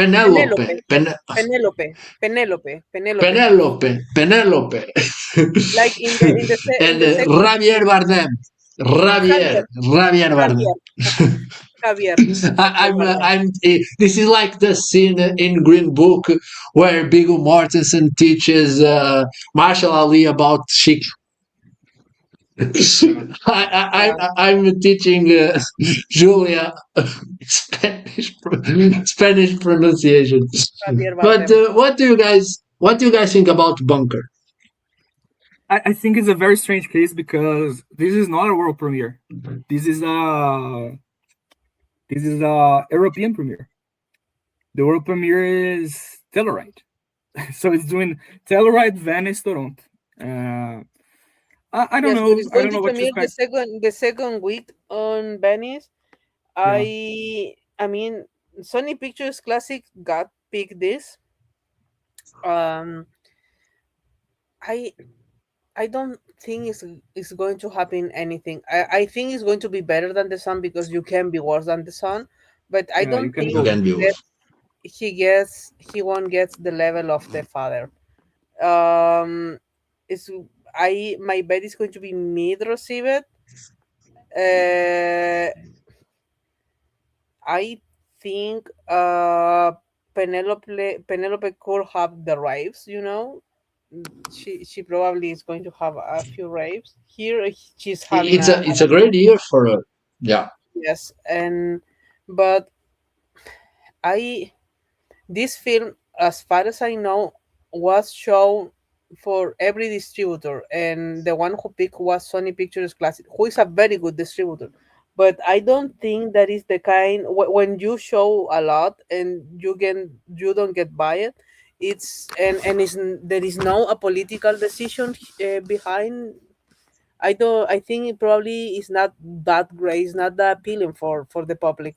But let's see. I mean, Sony Pictures Classic always usually gets I mean, I think the two previous film of Seller has been with them. Yeah, it was. Both of them were. A part of me really wants this thing flop because I'm totally into John Turturro nomination from Sony Pictures. So yes, please flop. Yeah. Make Turturro the priority. Javier Bardem, people are talking about him for the Sorogoya. Yes, and still it doesn't get a pick, which I do believe is in part a political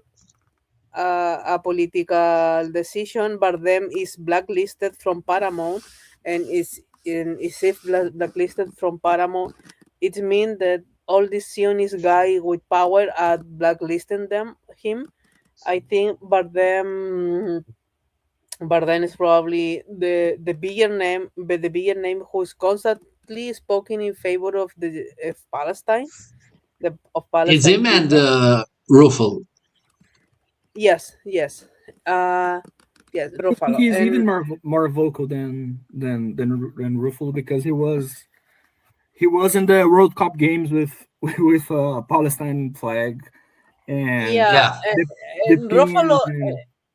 And Ruffalo somehow still get jobs, you know. Bardem hasn't. But he's aggressive. But the thing is, F1 is not Paramount, right? Yeah, no. And Warner Bros. Yeah, it's fun. But because I was thinking about what is Paramount did a lot of movies with the guy, the Bruckheimer guy. Yeah. So let's do a thing. We're gonna play a game really quick. I need to leave. I need to buy. Really quick. Yeah, me too. Really quick. Let's go con female Oscar nominee.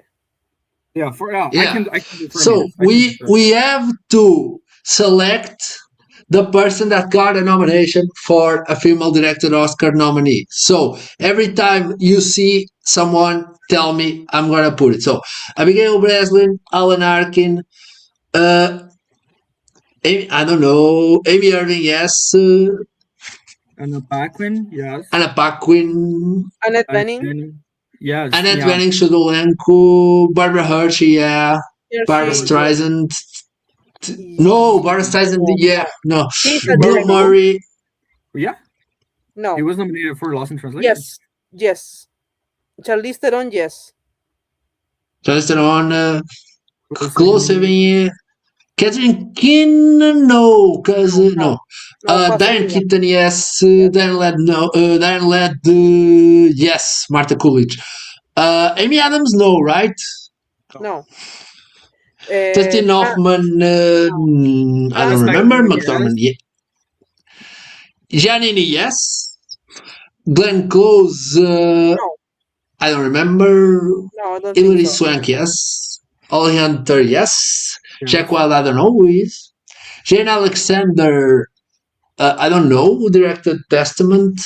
Jennifer Lawrence, no, I don't think so. Joe Pesci, no. John Hawkes, yes. Yeah, Jennifer Lawrence, yes. Muito bom. Julianne Moore, no. No, I don't think so. Julia Binoche, no. Chocolate. Kate Nelligan, yes. Chocolate? Prince of Tides. Oh, Chocolate Man. Chocolate was Lasse Hallström. Yeah. Keisha Castle-Logis, Laura Dern, Laura Linney, no. No, yes, Tamara. Lauren Bacall, yes. Lauren Metcalf, yes. Marisa Tomei, I don't think so. Ruffalo, yes. Shudolenko, Marley Matlin, yes. William Hurt, yes. De Niro, yes. Penny Marshall, Mercedes Rule, no. Meryl Streep, yes. Nick Nolte, yes. Piper Laurie, yes. Rachel Roberts, I don't remember. Renée Zellweger, Yes. I don't think so. Ray Jones. Ray Jones is a woman. No. Huh? Bridget Jones, yeah. Forgot it. Ron Moody, I don't remember. Salma Hayek, yes. Saoirse Ronan, yes. Tom Cruise, don't think so. Tom Hanks, yes. And Vanessa Redgrave, no. Wendy Hiller, I don't think so. Who's missing? We are missing one.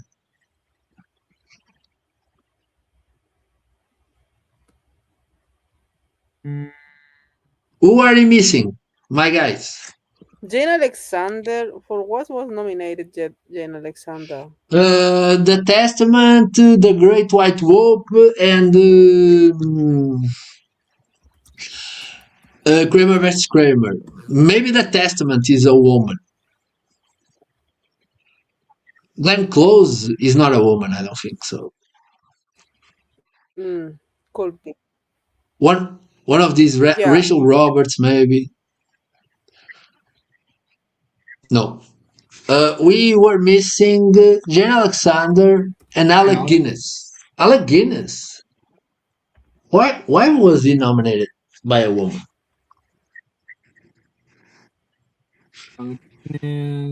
Lawrence of Arabia. A famous woman directed movie. Lavender Hill Mauve, maybe. River Kauai. No. No, I don't think It was Lavender. The Horse's Mouth. No. Little Dorrit. Little Dorrit. Is a woman? Directed by Christine Asward. Yes. Yes. And Jane Alexander is Testament by a woman. It is Lynn Littman. By Julia Hepburn. Thank you guys for playing. Bye, Julia. I was trying to dizer adeus. Só dizer aqui que o Lucas disse: Barbie envelheceu mal se for comparado a Lady Bird e Little Women. Eu adoro Barbie. Eu acho que gosto mais que os outros, mas pronto. Então já sabem. Meu preferido é Little Women. Vejam filmes. Vejam séries. Divirtam-se. Acho que é uma filmografia perfeita.